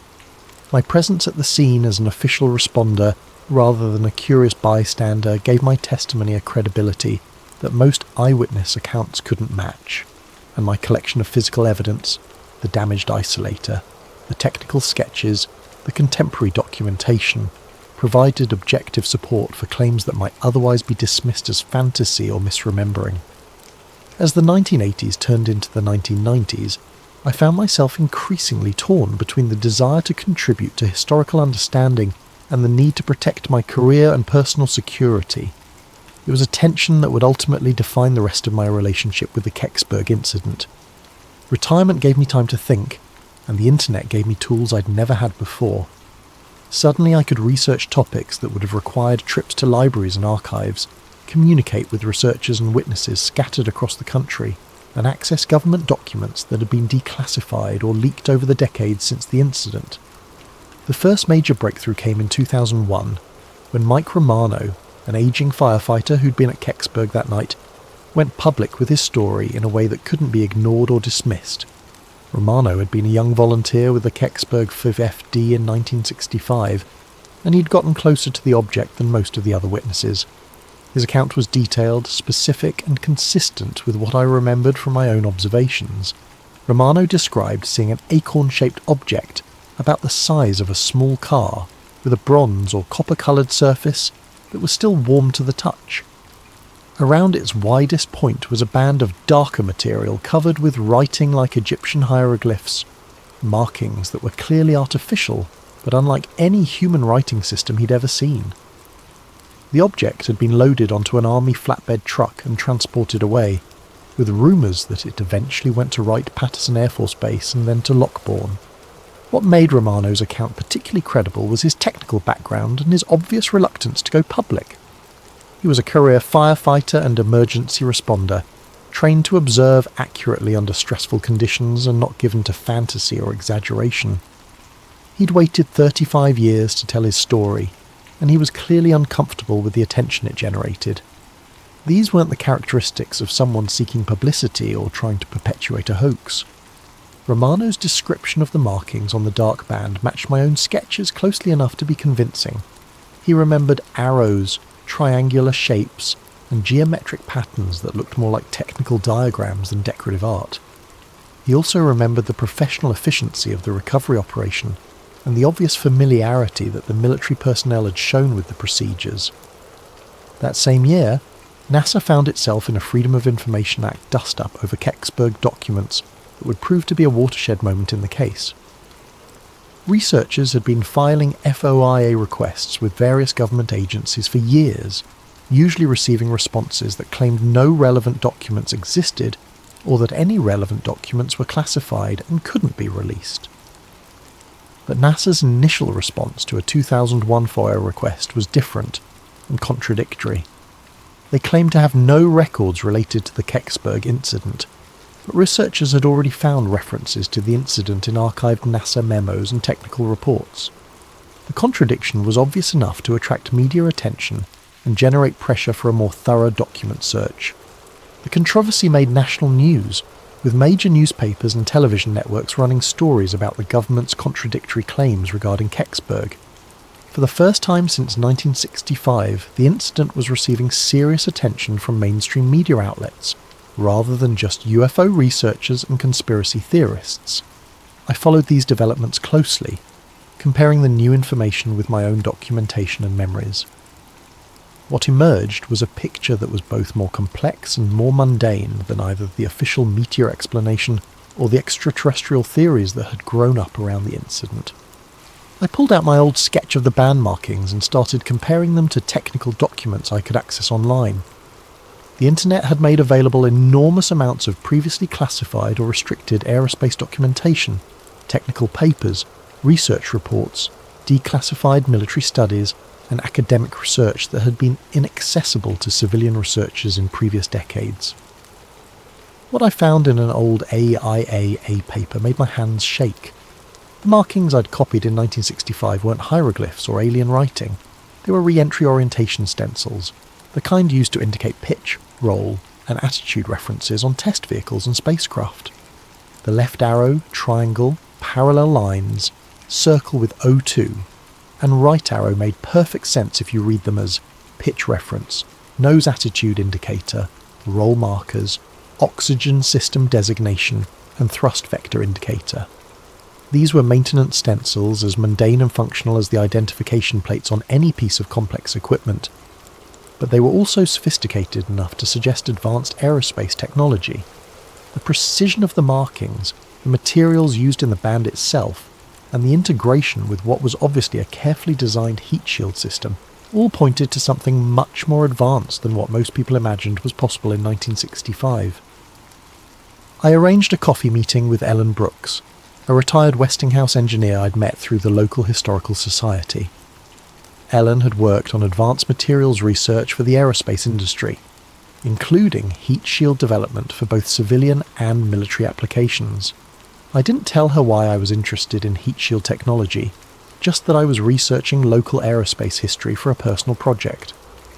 Ellen was pleasant but careful, the way people get when they've spent careers working on classified projects. She was obviously intelligent and knowledgeable, but she chose her words carefully and avoided any specific details that might compromise sensitive information. It was a conversation style I recognised from years of working with people who held security clearances, informative but careful, helpful but circumspect. But when I mentioned Kecksburg, her demeanour shifted slightly. Not dramatically, but enough to suggest that the name meant something to her. She paused for a moment, studying my face, then asked quietly why I was interested in that particular incident. I told her I'd been there that night as a Bell telephone technician, that I'd seen the object before it was recovered, and that I'd been puzzled by it ever since. I showed her my sketch of the band markings, explaining that I'd been trying to understand what they might have meant. Ellen studied the sketch for several minutes, occasionally glancing up at me with an expression I couldn't quite read. Finally, she slid a napkin across the table and began writing on it in careful block letters: phenolic impregnated carbon ablator, beryllium copper studs, Mark Series, not Cosmos 96. She finished her coffee and left without another word, but she left the napkin behind. Back home, I researched the terms Ellen had written. Phenolic impregnated carbon was an advanced ablative material used in heat shields for spacecraft and re-entry vehicles. Beryllium copper alloys were used in high-temperature applications where both strength and thermal conductivity were important. The Mark Series designation suggested a family of related vehicles or test articles, and not Cosmos 96 was particularly intriguing. Cosmos 96 was a Soviet spacecraft that had reportedly failed during re-entry in 1965, and some researchers had suggested it might have been what came down at Kecksburg. Yet Ellen's note was telling me that whatever had crashed at Kecksburg was made of sophisticated American materials, was part of a series of related vehicles, and was definitely not the Soviet spacecraft that some people had theorized. It was American technology, advanced American technology, and it was part of a larger program that had produced multiple similar vehicles.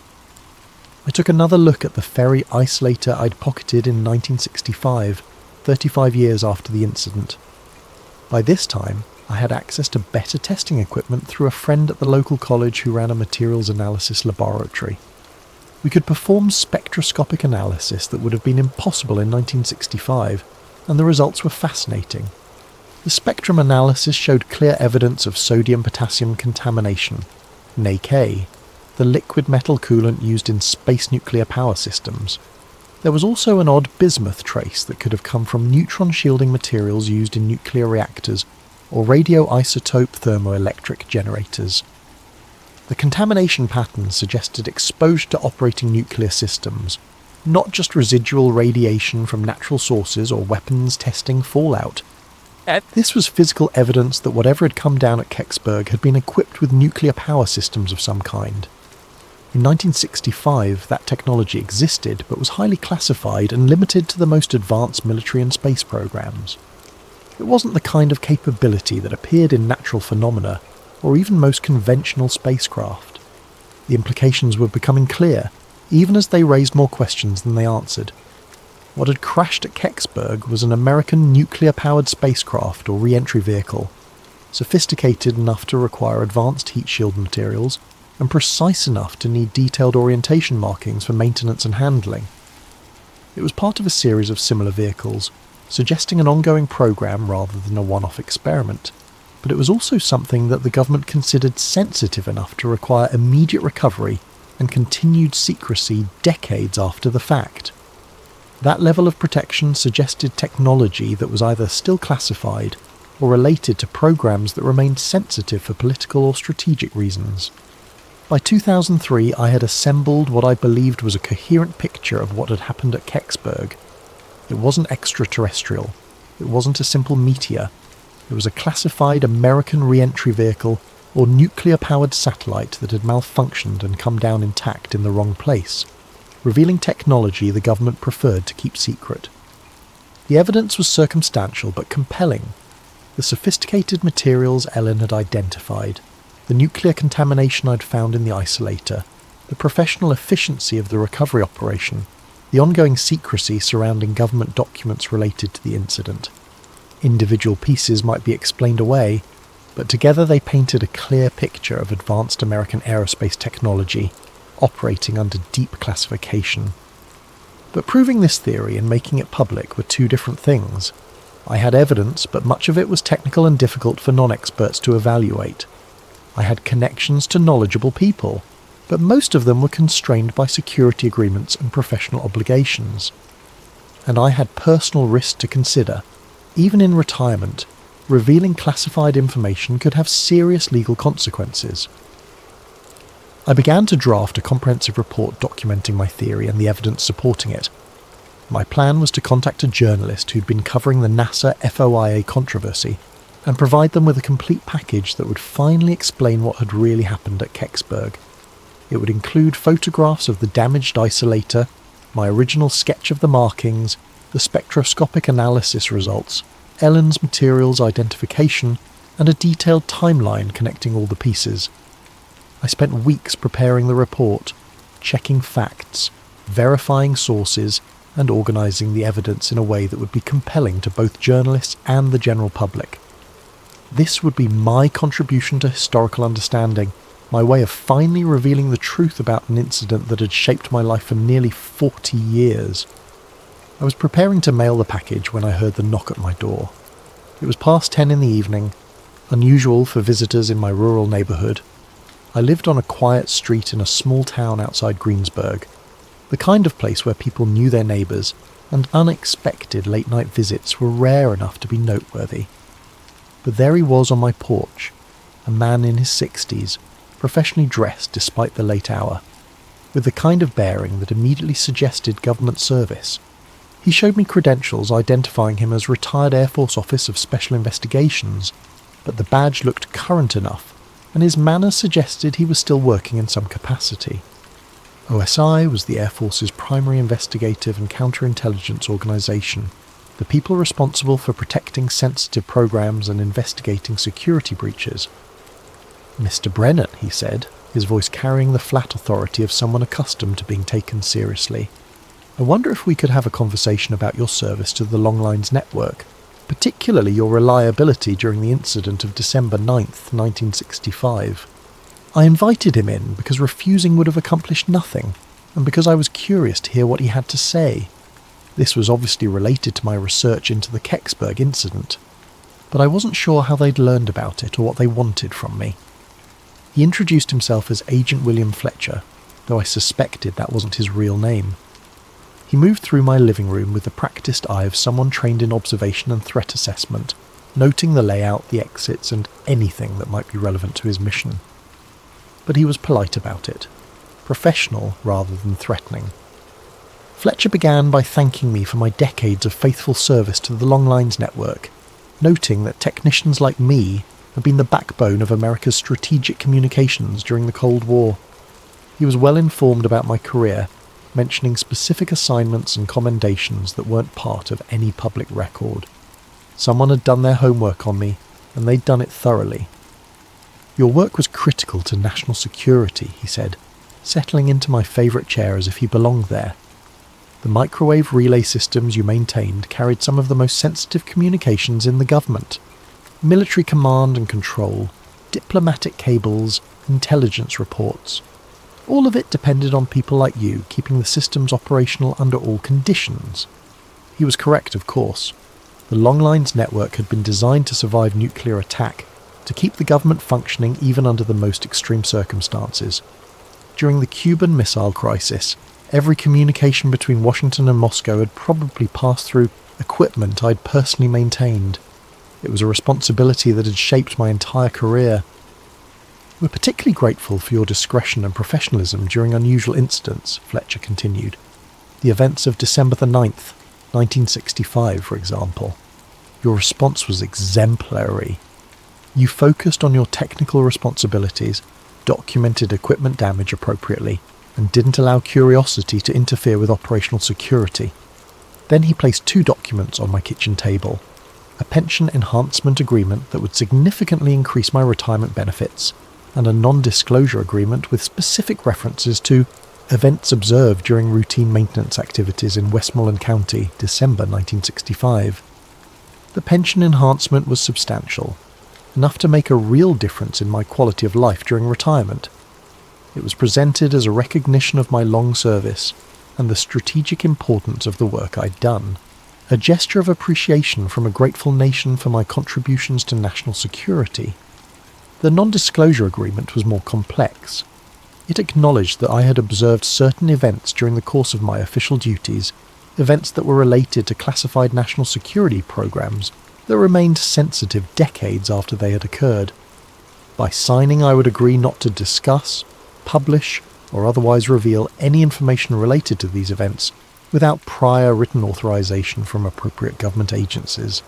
"Mr. Brennan," Fletcher said, his tone remaining conversational but carrying an undertone of serious authority, "here's how we see it. If what came down at Kecksburg was ours, we don't publish details about classified defense programs. Those programs were designed to protect American interests during a dangerous time, and revealing their capabilities could still compromise national security or give advantages to potential adversaries. He paused to let that sink in, then continued. If what came down wasn't ours, we definitely don't publish details about our response to unknown intrusions into US airspace. The procedures for handling such incidents, the capabilities we bring to bear, the facilities we use for analysis, all of that information could be valuable to people who might want to test our defences or exploit our vulnerabilities. The logic was compelling, even if I didn't like the implications. Fletcher was telling me that either way, whether the object was American technology or something else entirely, revealing the truth would damage national security. It was a perfect catch-22, a logical trap that made secrecy the only acceptable option, regardless of what had actually happened. Either way, publication serves no constructive purpose, Fletcher concluded. The incident has become folklore, a modern mystery that generates books and documentaries and tourism revenue for the local area. People are free to speculate and theorise, but hard evidence, official documentation, technical analysis that crosses the line from harmless mystery into potential security compromise. He was polite, even friendly, but the message was clear. I could keep my theories and my memories, but my evidence needed to disappear, and my public silence needed to be guaranteed. I looked at the pension enhancement agreement. The money was real and substantial, enough to secure my retirement and provide for my wife's medical care. I looked at the non-disclosure agreement. The legal language was precise and comprehensive, covering not just what I might say, but what documents I might share, what evidence I might reveal, what connections I might help other researchers make. What about the truth, I asked. What about history? Don't people have a right to know what their government is capable of? Fletcher smiled, but it wasn't a warm expression. Mr. Brennan, the truth is that in December 1965, the United States government was conducting advanced aerospace research designed to protect this country from existential threats.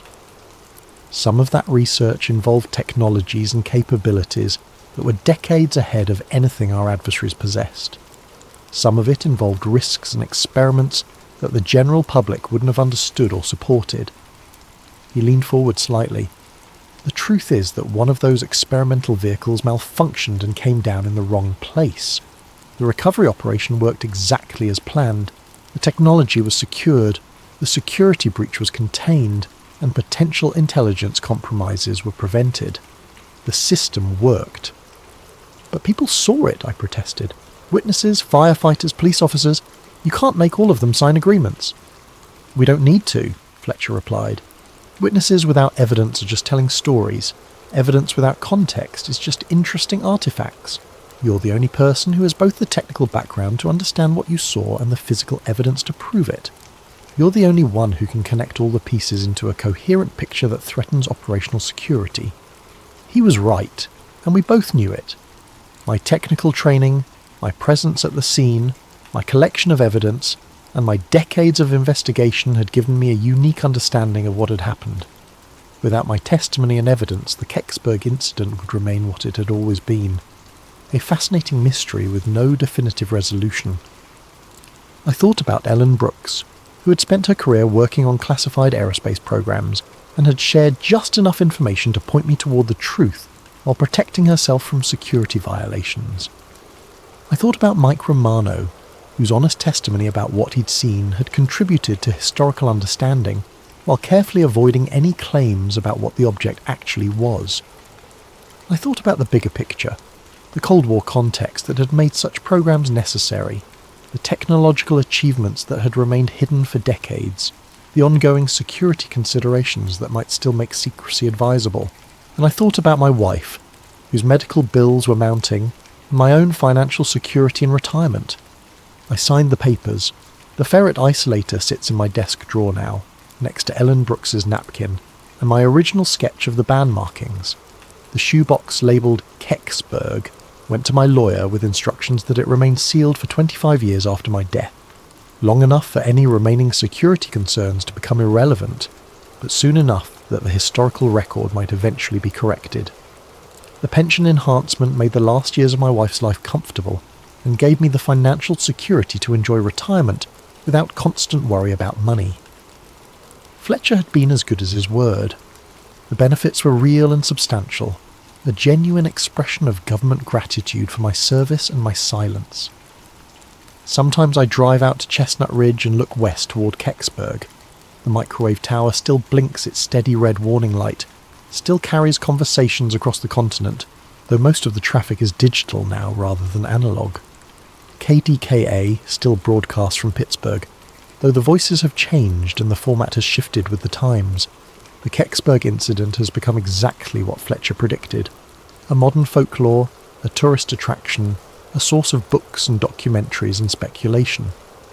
Every few years someone publishes a new theory, or claims to have found new evidence.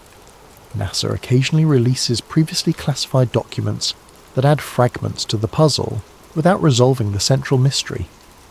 What I know now, what I couldn't understand then, is that some truths are more complicated than simple revelation can handle.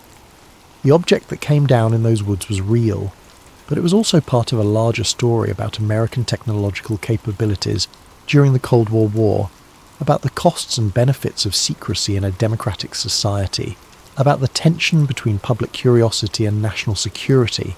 The acorn-shaped vehicle was almost certainly an American experimental re-entry vehicle, probably nuclear-powered, possibly part of a reconnaissance or early warning satellite program that was decades ahead of publicly acknowledged capabilities. The markings on its band were maintenance stencils, the materials were advanced heat shield composites, and the recovery operation was professional because it was routine, the kind of contingency that classified programs plan for and prepare to handle. But proving that wouldn't have served any constructive purpose. It would have revealed capabilities that might still be sensitive, compromised technologies that might still be classified, and exposed programs that might still be operational under different names and configurations. The real cover-up at Kecksburg wasn't about hiding proof of extraterrestrial visitation. It was about maintaining operational security around classified defense programs during the height of the Cold War. The object that came down was exotic enough to be worth protecting, but terrestrial enough that protection was both possible and necessary. Fletcher was right about something else too. The mystery serves a purpose that the facts might only diminish. Kecksburg has become a place where people can project their hopes and fears about technology, government secrecy, and humanity's place in the universe. It's a space where the impossible feels possible, where the boundaries between known and unknown remain negotiable. Maybe that's more valuable than the truth. Maybe some mysteries are worth preserving. But on clear nights, when I'm up late and can't sleep, I sometimes take out the ferret isolator and hold it up to the light. The crack patterns in the ferret core tell a story about electromagnetic forces and thermal stress, about technology pushed beyond its design limits in service of purposes I can only guess at. The truth is in there, waiting in that damaged component like a message in a bottle. Someday, when the security considerations have faded and the political concerns have become irrelevant, maybe someone will decode that message and understand what really fell from the sky on December 9th, 1965. Until then, the mystery endures, and maybe that's exactly how it should be. The Kecksburg incident taught me that truth isn't always about revelation. Sometimes it's about understanding the difference between what we can know and what we should say, between what happened and what it means, between facts and their consequences. I kept my word to Fletcher, but I also kept my evidence. The story will survive, even if it has to wait for a better time to be told, and in the meantime, people are free to wonder, to speculate, to imagine possibilities that might be more interesting than the mundane reality of classified aerospace programs and bureaucratic cover-ups. The acorn still turns in its crater in my dreams, bronze surfaces gleaming in the December twilight, its band of markings spelling out secrets in a language only engineers understand. It was ours, but we built it to touch the impossible. In the end, maybe that's alien enough.